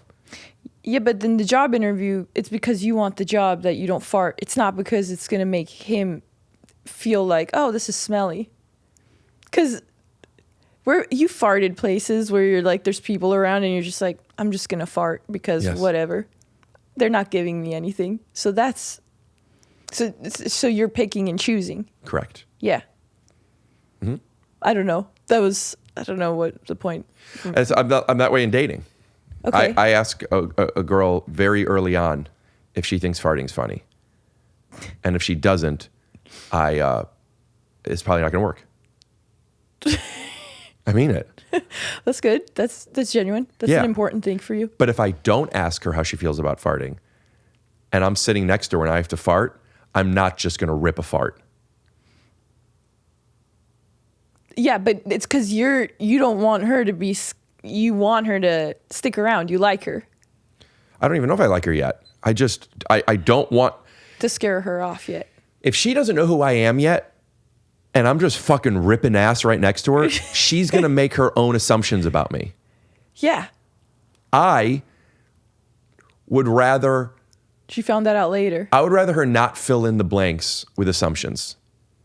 But also, I'm not going to pretend I'm somebody who doesn't fart. I'm not going to not fart around her for the first month and then be like, can I fart around you now? I'm going to, the moment I have to fart, I'm going to say to her, hey, how are you on farts? For like on the first date? It's happened yesterday. Really? I don't like to talk about my personal dating life too much on the podcast, but I was out on a date with a woman and we had a nice evening. Mm-hmm. And I had to fart. And I asked her where she stands on farting. And she said, I don't care. And I said, fantastic. Do you notice, by the way, like my thumbs, like do they look like they're different? I thickness? literally was looking at your eyes. Oh, this is what I asked her. Oh, sorry. And I'm like, does this feel? And she went like, does it feel? And she squeezed my thumb. And as soon as she squeezed my thumb, I farted. And she laughed. And I'm like, fucking thank goodness. Okay, yeah. So, 1, I'm not going to pretend I'm not a farter. 2, I'm going to consider how it makes her feel without assuming, so I'm going to ask. Okay. And that's being considerate. That's being considerate. I care how she feels. It doesn't mean I'm going to change who I am. But what if asking her the question, hey, how do you feel about farting? In her mind, now she's super uncomfortable. Here's where the craft comes in. You got to know how to ask the question. This seems like a lot of work when you could just fart. Yeah, absolutely. And it seems like a lot of work to make sure that you feel safe and I don't get rings on my table when I could just say, don't. But then you might, like you said, not want to be here, want to leave, not be present, not enjoy yourself. You got to be who you are while allowing the other person to be who they are. And you can't allow them to be who they are as well as you can without considering who they are, how they feel, why they feel. Okay, and these interact, like with me, with the girl you were on the date with, it is still selfish though. Like you're saying you're considering the other person, but for selfish means. I've said on this podcast before, I think the word selfish has a horrible PR. Because a lot of it is about self. I think that's a good thing. Yeah, I'm not saying it with a negative connotation. I'm just saying it is selfish. Yeah, I'm considering how the other person feels. Yeah. In great part because I want them to feel positive around me. Right. I would want the same from them. Do you feel you act the same way towards everybody? Yes. Really? Yeah. Everyone. You're always the same. I think because you just said on the job interview it would be different than if you were like in a public space. No, what I was saying is in a job interview, you would want to consider the thing, right? That's why I even said I'm the type of person that would probably say, hey, I have to fart. Do you want me to go to the bathroom? I don't know. Yeah, but if you're on a subway and there's a bunch of people, then you wouldn't have the same type of consideration. If I'm on a subway and everyone's doing their own thing, I would consider how much me interrupting everybody's thing would cost them just so I could ask if I could fart. But if I'm in a room full of people and we're all together and I'm already talking and or their attention isn't elsewhere, I would very much be like, I got to fart. Are we okay with this? Or do you want me to leave? On the subway, you would do that? Not on the subway because I don't know these people and I don't want to, it's not worth it. You know people that you go on a job interview with? No, on a job interview I would, because what I'm saying is if I already have their attention, is different than me needing to get their attention. Me needing to get their attention, I'm also considering what am I taking them away from? Did you fart while we were on this podcast? No, How do I know you're not lying? you don't. Yeah. But I'm not. You're not farting, I'm not even lying. once? I haven't farted one time. Once? Have you? No. I believe you. You should. I think we should show up honestly and as who we are. Yeah. And care how other people feel. And if we notice the way we show up affects somebody negatively, it doesn't mean we need to change who we are. But then what if somebody's a murderer, and then do you care about how the murderer feels, but you don't know that they're a murderer? Do you know what I mean? I don't know how to explain it. I still care how people feel. I bring bugs outside. So if Hitler came into your house and wouldn't you be like, you'd be like, no, I don't want Hitler to feel bad. If I allowed this person into my home, I think the question I would need to ask myself first is, what was it that let me let them into their home? More so than, am I okay with them putting the cup on my desk? I've had somebody come over for this podcast. I've had somebody come over to this podcast and they brought people. And they were one of them was in a full costume, wearing a mask. I don't know who this person is. And I said, hey, I don't let people in here if they're not going to be on camera. They're part of it. And he goes, he could be part of it. I said, all right. Hey, I'm Rick. What's your name? I don't care his name as much as I wanted to start a conversation to meet this person, to feel safe with this person. And this person's shtick was they don't talk and they're wearing a mask. And I said, hey man, I get this is your bit and I love committing to bits. We're not on camera right now.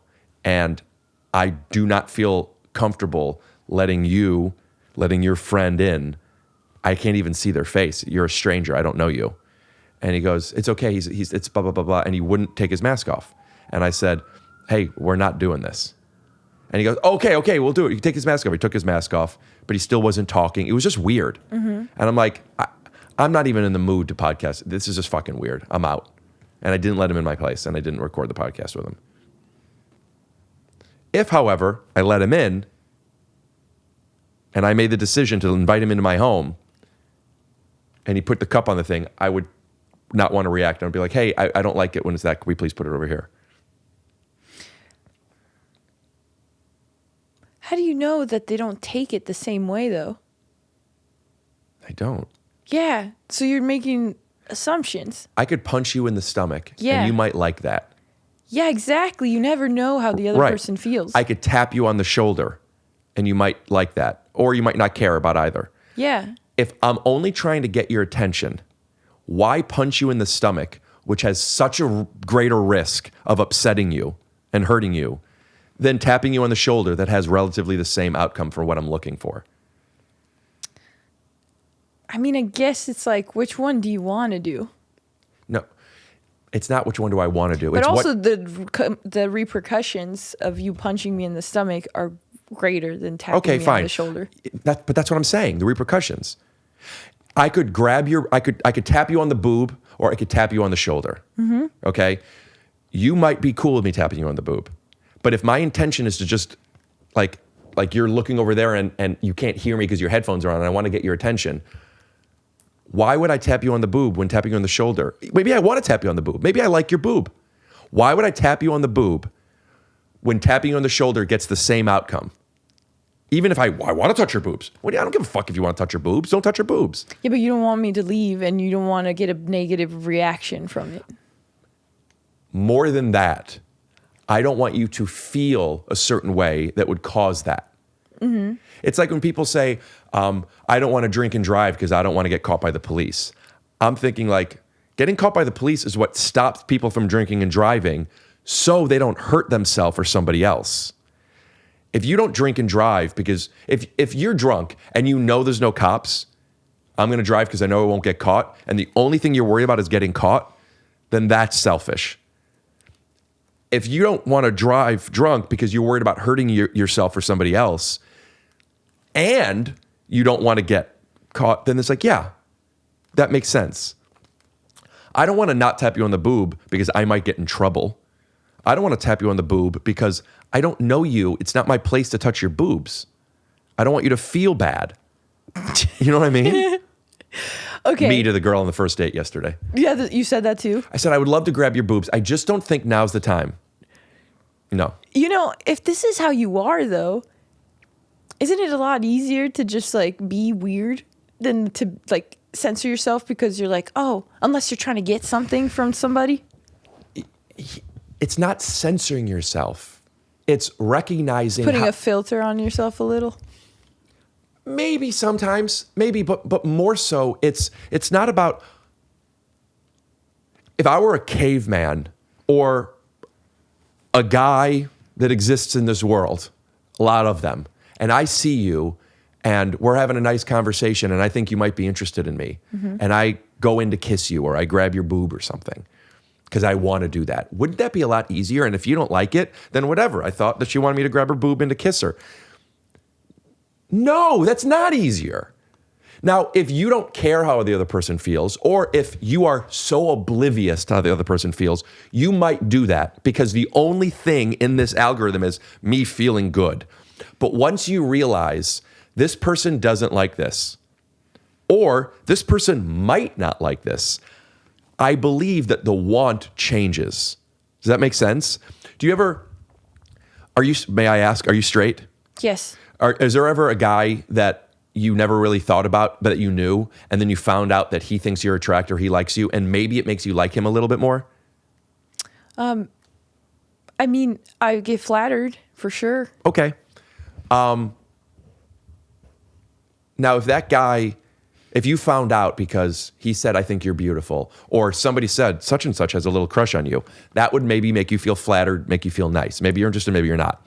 If the way you found out, and let's say this guy knows, right? Mm-hmm. Hey, she found out that I liked her and she was flattered. I don't know if that means she likes me, but like, I'm glad that I flattered her, right? If the way you found out was he goes up to you and just kisses you without you asking or wanting, or grabs your boob, you're not going to maybe feel flattered. Right. Right. Yeah. If this guy knew that, there's a better chance that he would rather not do that. My question is, does this come out eventually where this, you know, if you're always keeping yourself under check, then eventually when you feel comfortable enough, when does it come out? This is what I was trying to give that example, and I don't think I did a good job. There's a disconnect. Because if somebody comes up to me immediately and kisses me, it's like, and then they're trying to really hard not to do something unhinged like that, they're still unhinged. Yeah, there's a disconnect to what I'm saying here. Okay. I'm saying the opposite of that. What I'm saying is when I'll speak for myself, when I know that a person might not receive something well, which I only know because I've considered it. I don't know, but I'm assuming, as you say. I like to think of it as I've been conditioned or calibrated to understand how to interact with people. If I know that this person will not like this thing, I'm not now controlling myself to not do it. It makes me not want to do it. I mean, the grabbing the boob thing is such a big, ridiculous thing. No, I know. You're thinking about my ginormous tits right now. So, you know. Well, like, I think what I'm talking about is what dating is.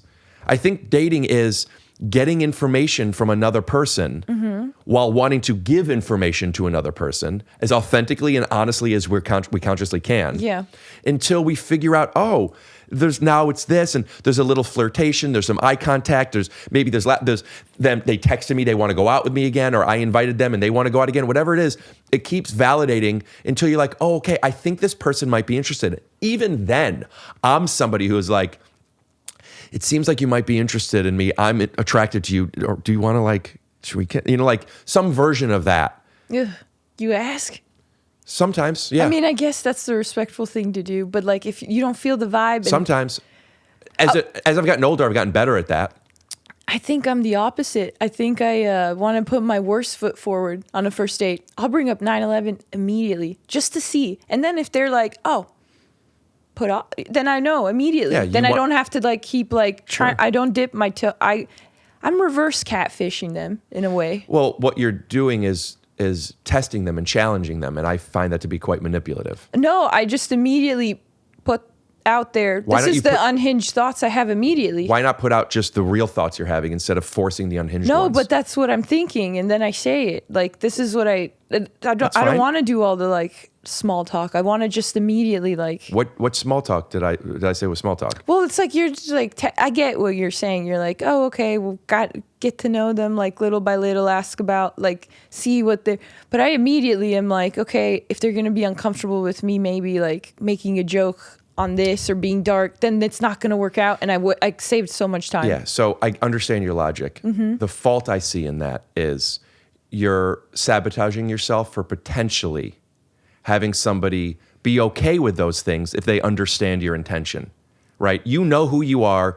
I assume you believe your moral compass is good and you're a good person. Mm-hmm. So the decisions you make, the things you say are all okay.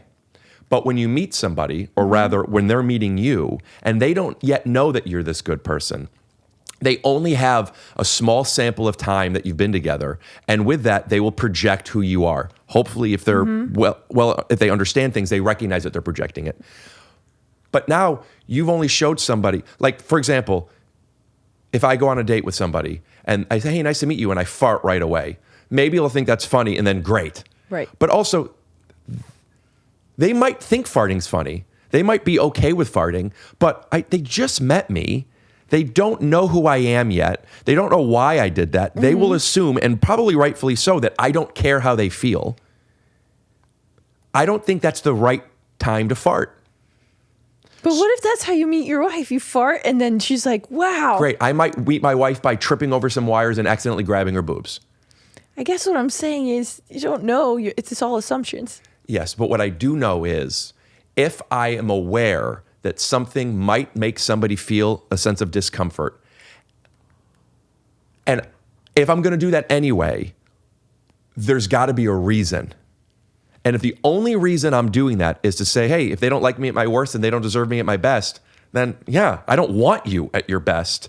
If I'm also going to get you at your worst just so you could fucking test me. Okay, but I guess there's context clues too, right? Like, I'm not going with a serious attitude, saying fucked up stuff. It's like, I'm obviously kidding and I'm making kind of jokes and I'm being like. But you're not obviously kidding.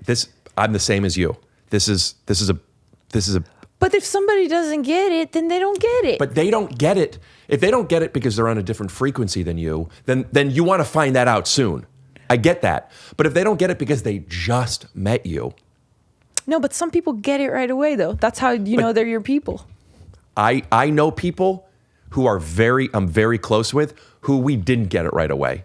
And if I had that same mentality of like, fuck them, that's what I'm talking about not caring. The mentality of fuck them. They didn't get it. They didn't think that 9/11 joke was hysterical. Fuck them. No, you don't know who they've lost in a tragedy. You don't know how those things affect them. Yeah. You don't know if they think that that's a hacky joke to make and they're actually really funny. And it's like, this person isn't making a joke that's funny. This person is making a joke just to be shocking. Why? I don't know. Maybe it's because they want to test me or whatever it is. Hey, just fucking chill out. I just met you. Whatever it might be, you don't know. So to assume that somebody feels a certain way or to not care if they do or don't, I think is unenlightened. I guess so. But if that's what I feel like doing and I'm having a good time and I pick up like a vibe and then it's just like, I don't know. I feel like for me, I found people that I'm really close to just saying, and not necessarily 9/11 either. It's just being how I am right away. Like, then I said 9/11 as like a. And I was repeating and not your stuff. I get it. I was Yeah, just using a literal yeah. example. Hey, your logic, I subscribe to. Yeah. I agree with. And if I had to pick and choose, I would be like, I'm like 60, 70% what you're saying. But if you allow that to cannibalize the other 40, 30%, I'm saying to the audience at least, and maybe to you as a new friend, and what do I know? I don't know. I know what I know. That's not a blanketed statement. I mean, like literally. But I guess maybe I'll challenge you to recognize that just because this is who you are and what you want to say doesn't mean it's all you are and should be said. And there is value in recognizing that other people aren't in your head and don't know you as well as you do. And when we consider that, it will, for me, change what I want to say and do. I guess you just never know what's going to make people upset either way. It's not about trying not to make people upset. It's about recognizing how they feel. Right. But you don't know how they're going to feel towards an inappropriate joke until you do it, and then you get the feedback from it. I disagree. I think talking to you now, if I had to fart, I would fart as loud as I could into the microphone. I don't know if you would think it was funny, but I would know based on the context of this conversation that that's okay. I would hate that. I believe you. And I would be okay with that decision. Okay. That's an example where I care how you feel. I think the farting makes sense there. I'm going to do it anyway. I've gotten enough information from you. When you first sat down and you said, hey, I'm feeling a little nervous, if I thought that farting might cut the tension, then I would do it. If I thought that farting might make you feel disrespected or uncomfortable or confused, I wouldn't do it. I don't know what the answer is. So I would want more information from you. I think you obviously should care about people. I don't think you should just be selfish. That's not what I'm trying to say. I think if you are a certain way and it's going to come out eventually, it seems pretty exhausting to make all these assumptions and calculations in your head. It is. Yeah. But question for you, if I am a certain way, what is that certain way? Somebody who wants to fart? I mean, it seems like you need a fart. Do you? No, not right now. Not right now. No. But if you had to now, you're saying you would do it. I would feel that you would feel, I would feel that we would feel safe enough to where if I farted, there's context. But what if I told you that I didn't feel safe? Then you were wrong. I would have a conversation with you. Would you feel unsafe if I farted right now? Yeah. Be honest with me. I mean, I wouldn't feel unsafe. Is that the only thing that would make you fart or not If fart? I farted right now, what negative feelings would you have? I don't know. I honestly don't know how. It'd be fine. Probably. I know. That's what I'm saying because I read that already. Right, but that's pretty like. What if I didn't? Then I'd be wrong. Yeah, but I'm you not made trying that to be- calculation in your head. That's what I'm saying, and I've gotten very good at calculating those things. And if I am wrong, and I will be, I'm okay. It's operational cost. You go up on stage, you tell a joke that doesn't work. You don't, oh no, fuck. I don't know what to do now. It's like, yeah, sometimes things don't work. Know what you're gambling. You know, if you're going to go on stage and make a 9/11 joke or pretend to say the N-word or say the N-word or anything that you don't mean any hate, it's shocking or whatever it might be, and understand the cost. Once you know the cost and you want to pay for it, do it. But once you understand the cost, it might affect your, I didn't realize that might leave somebody feeling really bad, and I don't want them to feel that way. Well, who cares? You want to say it. Well, now that I know this thing about this person, I don't want to say it anymore. But then wouldn't that make you not say a lot of stuff? Are you picking and choosing? Yeah, that's called, pardon me if this sounds condescending, it's called growing up. Yeah, if I know that what I'm going to say is going to make people feel bad. But anything you say is going to make someone feel bad. You could be at the dinner table, your It grandma doesn't mean you brings out... shouldn't do it. It means you consider it. It's what being considerate means. It means, yeah, go ahead. What's your example sitting at the dinner table? Your grandma brings out like a plate of food and you're like, oh, this is so this is really good. And what if your grandma is like, he didn't say anything specifically about this, and that hurts my feelings. Like you're just making all these assumptions. But that's fine. There's nothing and I said, hey, will you please not put the cup on my desk, and that hurt your feelings? I don't like that, but I wouldn't change the way I behaved. Okay. I'm not gonna not say something that is honest to me, that matters to me. Okay. Just because it's gonna make you feel bad. However, I would like to believe that I'm going to consider how I deliver that to you. I have a dark sense of humor, so that's going to come out eventually. If I reveal Eventually. it, if I reveal it right away though, and they don't like that kind of sense of humor, that way I didn't waste my time now. I think the same way as you, but except for the wasting the time thing, right? If you have a dark sense of humor, and when I walked you in, you said something to me that was dark. Me, a comedian who has friends that way, I would at the least assume, oh, you just have a dark sense of humor and you were just throwing something out there. I'd be okay with it. I have a very specific palate because of what my social group is. I also know that if you were to say that to somebody else, they might be like, oh, right? And you like, let's find that out right away, kind of to not waste everybody's time. What I'm saying is, if this person who you said that to, you didn't say it right when you met them. You guys had even one date. You're on your first date, right? Excuse me. And not that it has to be a date, but I just think that's kind of an understandable dynamic. And you guys have been talking for an hour or something, and you say to him, hey, I got a pretty dark sense of humor. And he says, oh, I don't like that. That's relevant information. If he says, what do you mean?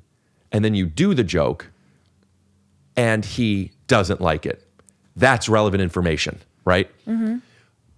But the guy that you do the joke to right when you meet him, and he's like, oh, he might not have a problem with that joke, but he's going to maybe think, oh, this girl is whatever he thinks.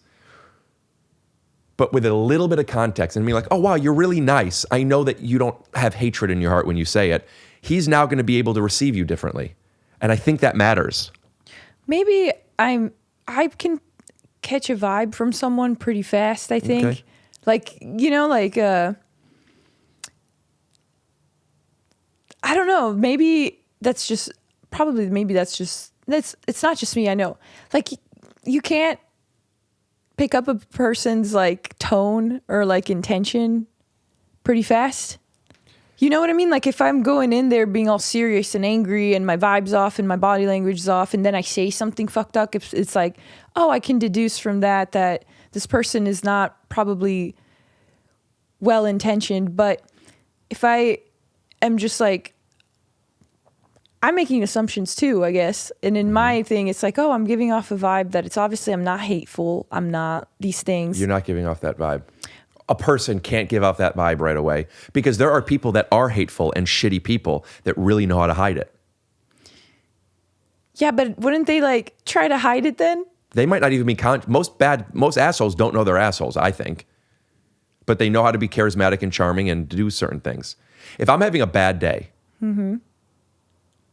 and we're meeting, it might benefit us if I were to say, hey, I just want you to know I'm kind of in a bit of a mood right now.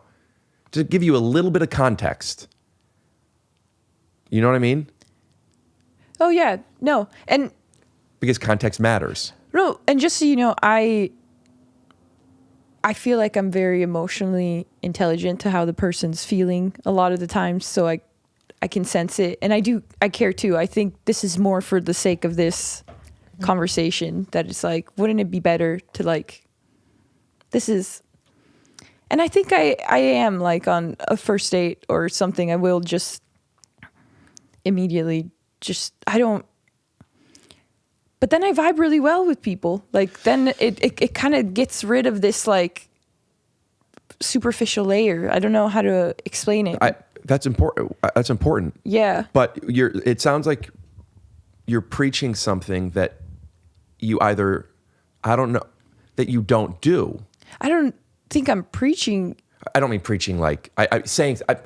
You came in here, right? Mm-hmm. Right now, you seem a lot more comfortable with me. I'm not. You seem it, and then if it's not comfort, then I'll say present. I'm focusing really hard on this conversation. Right. Mm-hmm. Do you think it's because of the alcohol? I mean, no. I think I'm trying to make sure I'm not. A little bit the alcohol is making me not like. I want to make sure I'm not contradicting myself or like I'm getting everything that you're trying to say and I'm not. That's what I'm trying to. I'm not comfortable around you. I feel very tense right now. Yeah. That's not the first time I've ever heard somebody say that. Yeah. And I don't like that. Well, see, but in your calculations, you were like, oh, she's a lot more comfortable around me. You seem more comfortable. Yeah. You're having a conversation with me. You're talking to me. You're telling me your opinions on things. That makes me feel like you're more comfortable than when you're looking around. I'm kind of guarded. I'm kind of like, I want to make sure I'm saying like, like I feel like I don't want to say something that I want to make sure that I don't know if I'm getting across what I'm trying to say in my head, if that makes sense. I don't either. And I keep getting kind of like, where did this start? Like, well, how did we get to this point? To me, the reason why this conversation is still like, what's the word? Like, it's giving me energy. Like I want to have this conversation. Is the idea of you saying something that is like really the like thesis statement of my entire hour that I'm working on right now, which is the value of showing up authentically, not wasting everyone's time by pretending to be something you're not for a couple months, and how important that is and how like confusing it is to interact with people who don't subscribe to that. But see, here'd be a great time for me to fart. But this is what I mean. It's like, but this is who you are. And I'm okay being this way. Yeah.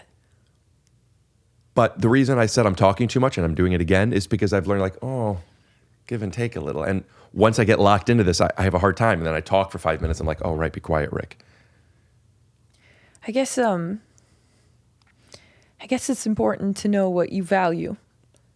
Is the thing that I'm saying going against my values as a person? If I make a dark joke, most of the time I'm trying to make a joke that isn't hateful, that's not like, and it's about my values, and that's why I feel comfortable when I do it. And I miss the mark sometimes. Sometimes I'm like, well, actually, it isn't. It's actually more hurt. I don't want to hurt people's feelings either. I don't want to be like somebody who hurts people because I value not hurting people. But sometimes it still will, even if it's hitting all the criteria in my own head where I'm like, I'm not saying anything. This is just something that I find funny. And so if I present that right away, and if the person doesn't receive that keeping in mind, I'm acting in a way that's like genuine to me and it's hitting these points and they don't receive it well, then it's okay. When it's not okay, it's when it's like, I didn't want to. Because sometimes I'll have good intentions on things, but then I'll miss the mark and they won't be. Mm-hmm. And then I'll get, like you said, the feedback where it's like, actually, I thought it was this way, but I didn't see how this person, and then it enlightened me in that way, and now I have more information. So yeah, I guess. But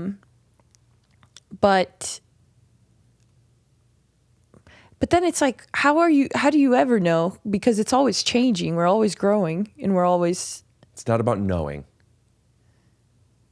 I feel comfortable making a certain type of joke because I'm like, well, this is who I am right away.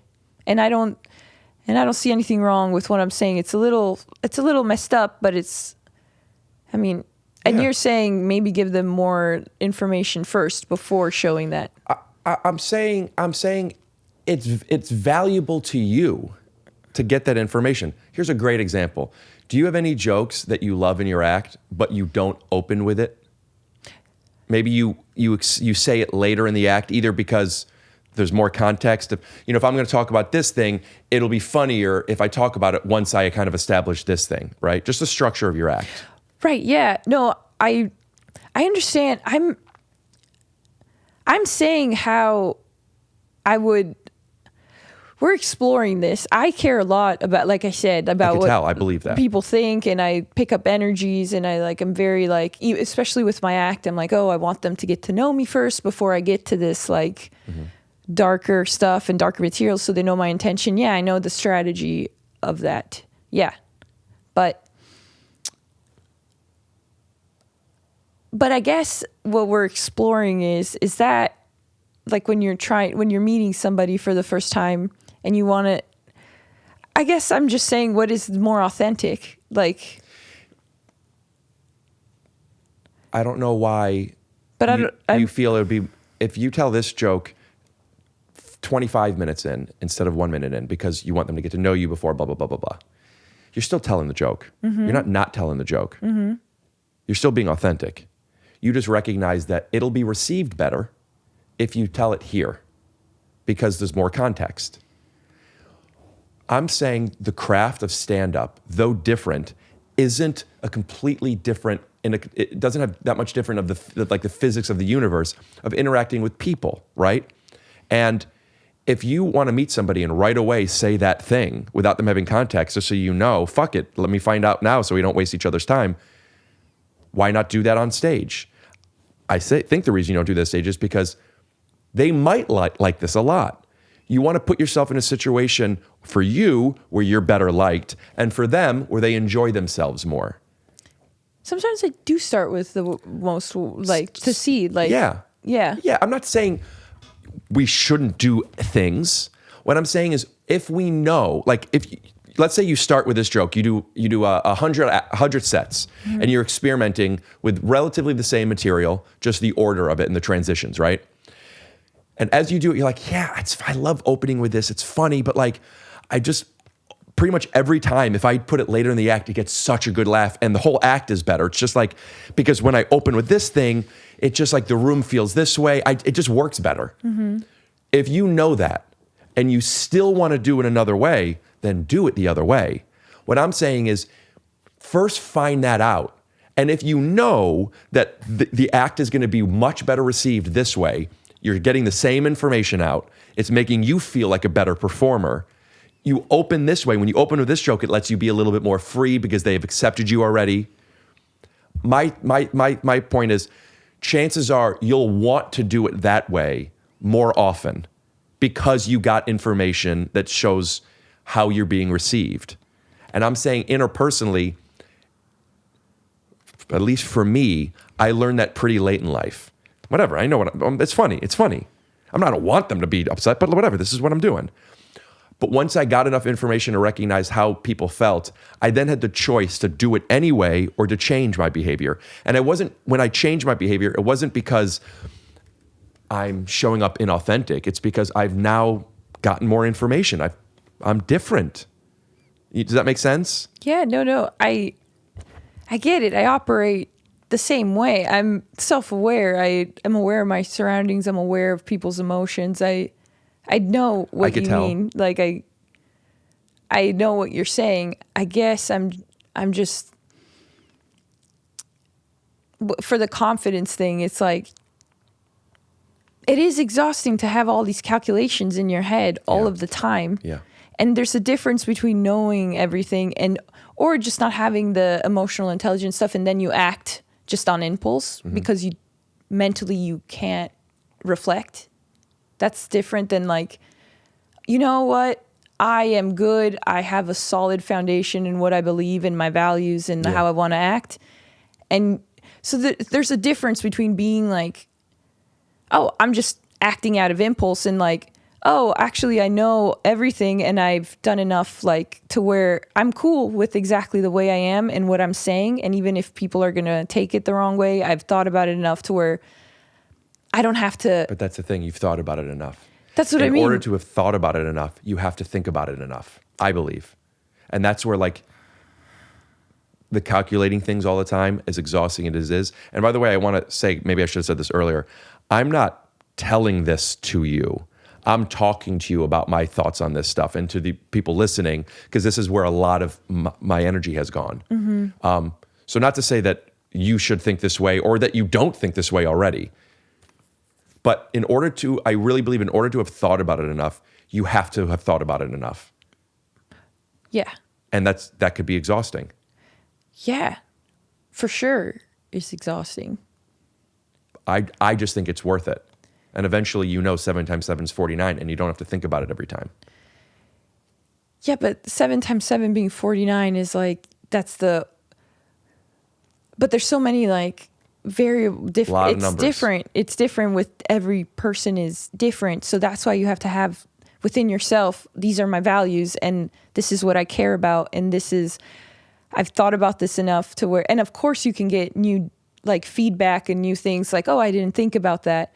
But I wish I had like an example that I could make so it wouldn't be just so abstract what I'm saying. But I think it comes within like, I feel pretty confident on this thing that this is who I am and this is a good representation of who I am no matter what, no matter the context, whatever. I'm okay with this. No I've thought matter about the context, as I think where you and I maybe, that's the main. Well, I'm not going to crack a joke at a funeral, right? Like, I'm not going to make obviously, like, but like on a date, for example, like, okay, I'm okay being this way because I'm comfortable with myself acting in this way. This is me. This is who I am. Yeah. And it's not harmful to this person as far as I think. Yeah. And everything that you're saying. So, but that doesn't mean that it didn't hurt their feelings still. We're on the same, I feel the same exact way. So what I'm saying is, if it hurts their feelings, it doesn't mean you should have done anything different. All I'm saying is, I believe it's really important to understand why their feelings were hurt. Because when you go on enough dates, when you make enough friends, when you do enough job interviews, when you do enough sets, enough podcasts, if all you're taking from that is being present and showing up as you are, that could be very well enough.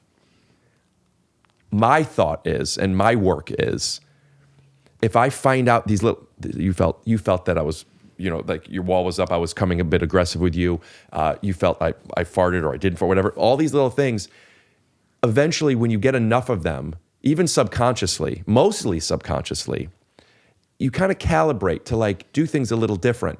If you think that I'm being aggressive now, imagine how you would feel if I start off saying, don't put that there. Yeah. Don't put I told you not to put the cup there. Why are you putting the bag there? That could be a real emotion in me. And it used to be until I got enough information and found out how other people felt. I'm like, oh, maybe I could do that different. Not that I have to do it different, but I wanted to do it different. So I'm talking to me more than I'm talking to you here. But like, I'm constantly reminding myself to try and understand how people feel. And now maybe it's not as intuitive for me as it is for you by body language. Yeah, I don't think so. Does that mean you're hungry? Yeah. I'm actually just thinking about touching your boobs. The whole time we've been having this discussion. It's touching not even them the as alcohol. in poking or as in grabbing? Grabbing.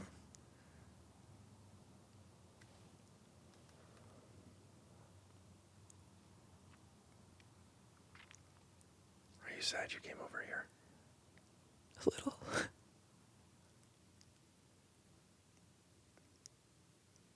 What could I have done different? Nothing. Nothing. This is who you are. This is good that I know that. No matter all the calibrations you make, you can't really change that much. I agree. Yeah, I agree this with is that. you. Yeah. This is, no matter all the calculations you made, I still feel the way I feel. But you can't be a completely different person. Correct.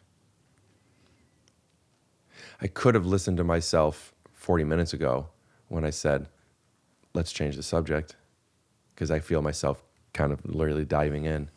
And I was like, that's a good idea, Rick. And then I didn't. You know, this is just intense, but I think it's just because I might be kind of tipsy, so I can't have this intense of a conversation. I don't think we're disagreeing, really, or... I think we're agreeing mostly. Yeah. Yeah. I liked this conversation. You did? I did. See, I felt like you were passionate about it, so, like, obviously that's... Sometimes there are things that I think about that when I speak upon it to people, it's articulated differently. And I'm almost like I said, saying it, like hearing myself say it out loud, like, this is why I feel this way. This is how I feel. And as much as I like getting information from other people, I also like getting information from me.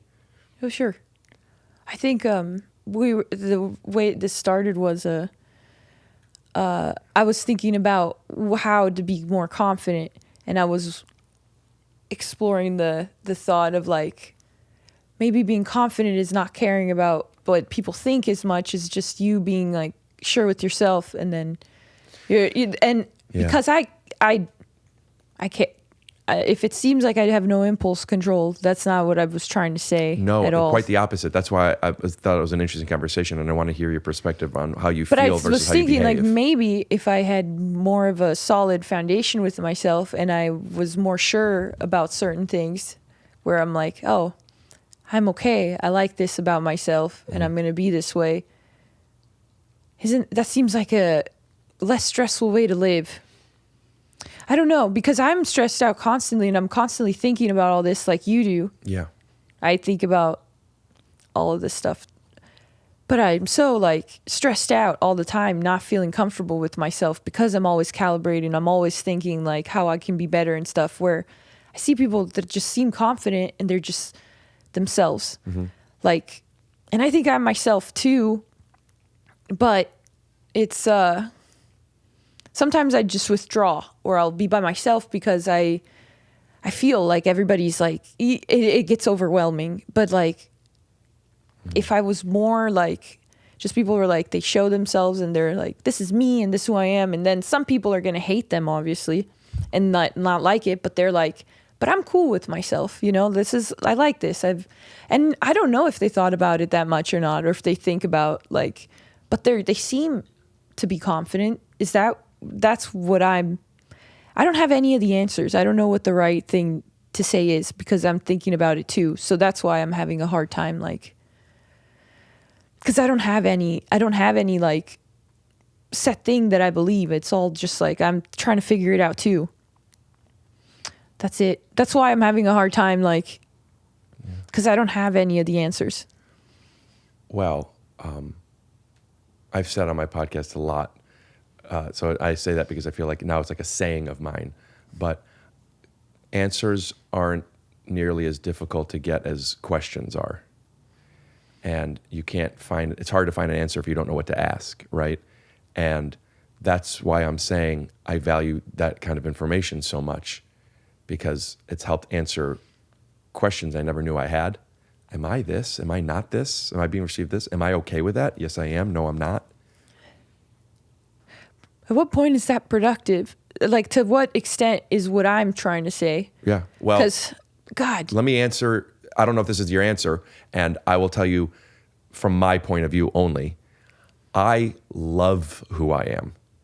I feel very confident in who I am. I have a strong understanding of who I am, and with that, an understanding that that's going to continue to evolve. But where I am today, I am proud of who I am, and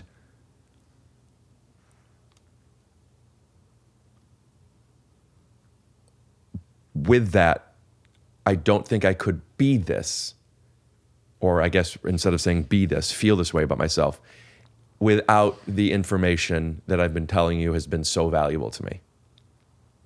Because when I learn that people feel a certain way, I then have a choice. to change or to not change. And with that, it's tuning a piano. Compared to the D, how does this C sound, right?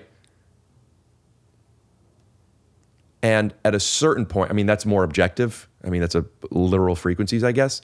But like, okay, I've gotten to the point now where I know how to ask you to not put it on the table, where I'm comfortable enough that however you feel, I'm not going to feel responsible for. I know I did everything in my power to explain myself. So I'm not going to stress over it.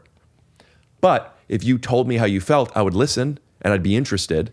And then maybe next time I'd be like, oh, I guess I never considered if I do it this way. And then I could just get better at it. Yeah, but at what point, this is what I struggle with, because a lot of times I'll trust other people's opinion more than my own. At what point do you like, oh, because one time somebody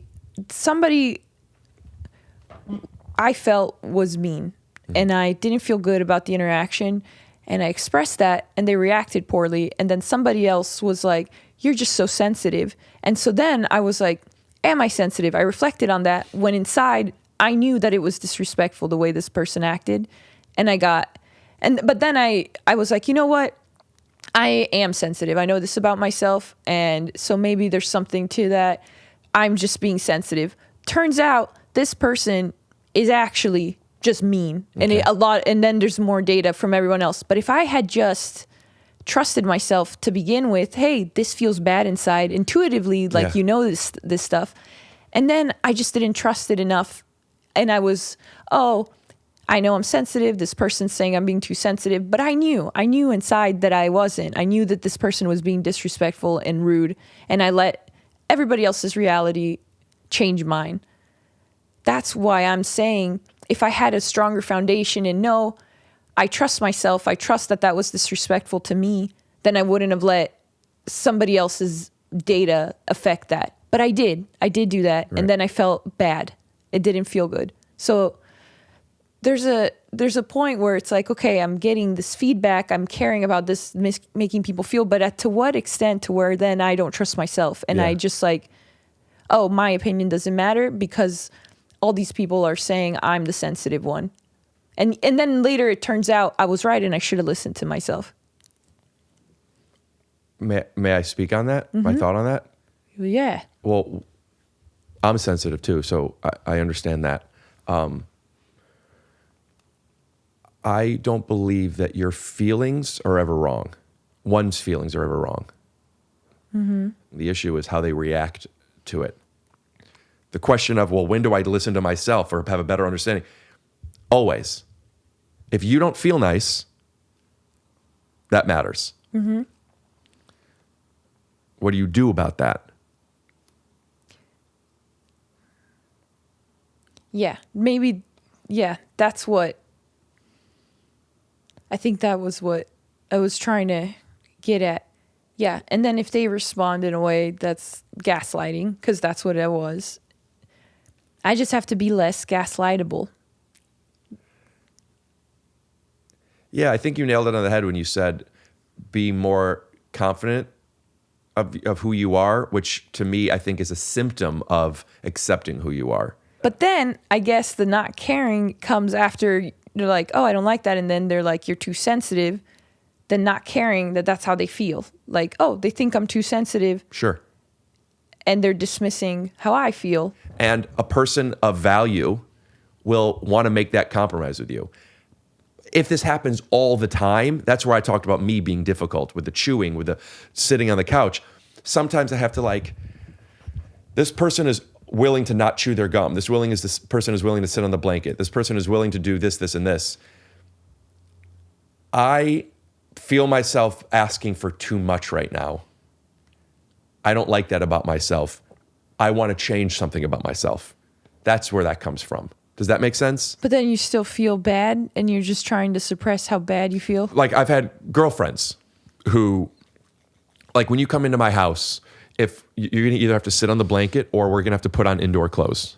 So if I'm dating somebody, they're going to be taxed a little in their mind of like, oh, I have to do this and this and this for Rick to make him feel safe.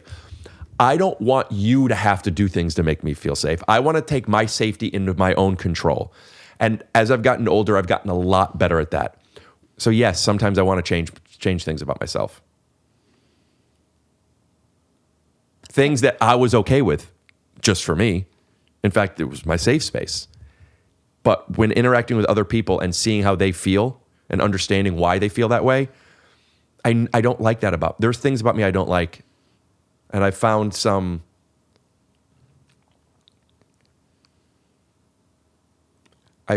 ways of dealing, and I found ways with changing. Changing is really hard. I get that. I think I struggle with knowing when like after breakups, for example, I'm always obsessing about how I can be different because that's the only thing that I can control. So I'm like, oh, what did I do that?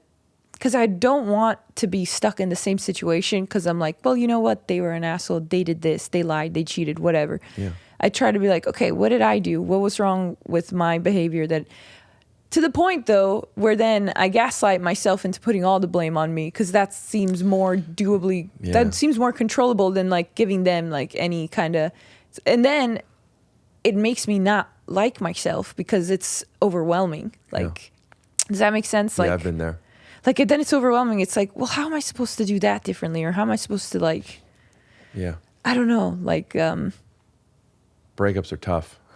Yeah, but then I end up just like where I'm like, then that's what I mean about the obsessing. That's why earlier that came up too, is because then I obsess about it because I can't solve the problem. Like I can't. But it's not about solving a problem. Like I can't like. It's about understanding them. And I can't understand it either. Like, and some things it's like I've had to learn to be like, oh, I don't have to understand it. It's okay. I don't need to understand this. I don't need to understand if this or that, and then I do that game in my head too. It's like if I did this, maybe if I had acted this way, is it because I am too stubborn or all the stuff that I'm working on with myself with trying to be better? And then that's what I mean about like, at what point do I accept who I am so that way I'm not always in a constant state of self-hatred? Yeah. That sucks. I'm sorry. Well, no, but I'm not to be like, oh, I hate. I know what you mean. But you know what I mean? Like, at what point is it not productive anymore? And you're like, oh, I accept this about myself. This is who I am. I'm working towards being better, but this is who I'm a stubborn person. I have that. I'm sensitive. I overanalyze all the time. I need things to make sense just right in my head. Like if somebody says something and it doesn't add up, I will be very annoying until it all adds up inside my brain. Yeah. Because if not, I just can't let it go. Like, yeah, I'm like that. And so then it's like, is that wrong to be that way? Or is it's actually helpful to be that way because maybe there is something to me being that way. It doesn't add up because it doesn't add up. It's not because I'm difficult. It's because it doesn't add up. At what point do I not blame myself and change to make this person be more comfortable with lying, for example? How does you changing who you are help make something add up? I don't see how those like, for two things example, go like together. me being like, oh, things need to add up in my head to a point where I know they're feeling uncomfortable because it's not adding up, and I keep being like annoying Can you give about me an it. example of something that doesn't add up? I can't because I can't think of, but stuff all the time, like with someone where they'll tell me something, it ends up being a lie later. Right. You're but saying in the moment, you're very sensitive to contradiction. Yes, to contradiction. Yeah. For sure. And I Same. probably contradict myself too all the time, and I don't know because a lot of times I don't have like a fixed opinion on something because I'm not sure how I feel about it. So I'll start saying something and then I'll be like, oh, that's not quite right. Sometimes we don't have to have strong opinions on everything. I don't like. Yeah, that's fine. But what I mean is somebody tells me something, it's a lie. And then I'm like, well, that doesn't add up. Show me, what about this thing? And then they're like, oh, you're being difficult. And then now in my head, I'm a difficult person. I'm not just somebody who can't stand contradiction. And both things could exist at the same time. But then it's like, how do I know to value me? Because then it ends up later that I was right. They were lying to me. But in the moment, I'm paying attention. Oh, they're feeling like I don't trust them and I'm being a difficult person. You call yourself difficult, which you might be. I don't know. But in those situations, you could look at it as, oh, I'm being difficult because I'm not letting this contradiction go. Somebody could argue she's being difficult because she's calling somebody a liar. Somebody could argue that you're being empathetic because you're giving somebody the benefit of the doubt and you're trying to better understand because it isn't adding up to you. And instead of saying, fuck you, you're a liar, you're saying, maybe I'm missing something. Could you please help offer me more information? Yeah. That's great. Yeah, but the person, the way they're receiving it, Yes, the way but- they're feeling is not good. They're not feeling good. I'm not saying like you don't need to prioritize other people over yourself every time. I'm not saying that. I'm saying to care, to consider, to try and understand how they're feeling. You might be thinking, oh, this person is feeling misunderstood. This person is feeling like I'm calling them a liar. Yeah. That must feel bad. That's where the tools of communication come from, where you could say things like, I recognize that you might be feeling this, or you told me that you were feeling this. Is this correct?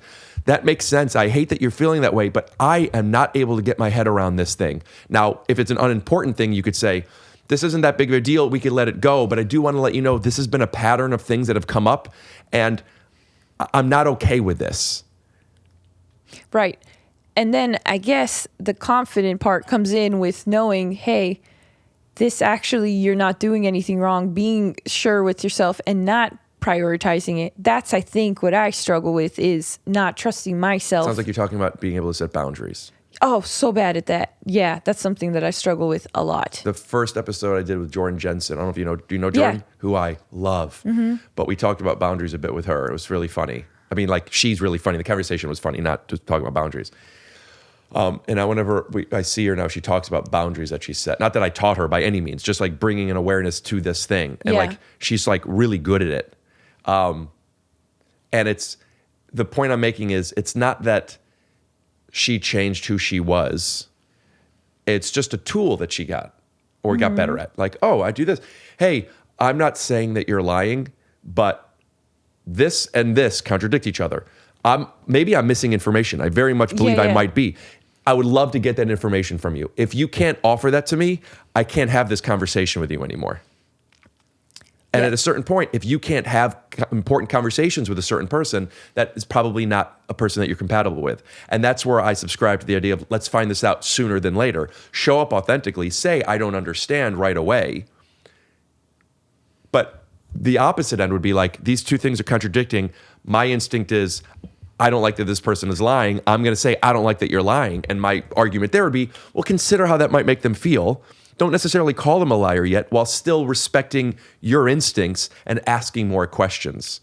Right. So maybe instead of saying that you shouldn't care about what people think, it would be more accurate to say you should trust yourself the whole time. You should trust your feeling and you should trust how you're feeling and not put what they're thinking over your own judgment of it. Yes. However, that's great. Underneath that, to still recognize that we have our own blind spots. And just because our instincts are telling us something, it's worth considering, it's worth valuing, and it's worth exploring. It doesn't mean that that is what it is. We project, we assume, we read things in and out of context. That's where the information comes in. So yes, instead of blaming yourself, recognize, hey, this doesn't add up, but also to not assume it doesn't add up because this person's a liar.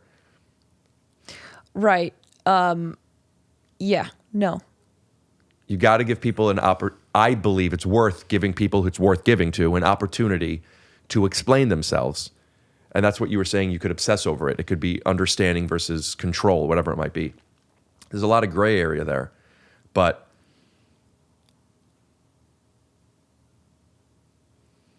whenever you feel a certain way, you're never wrong. Ever. Yeah. Not one time. You might not feel that way anymore with more information. Right.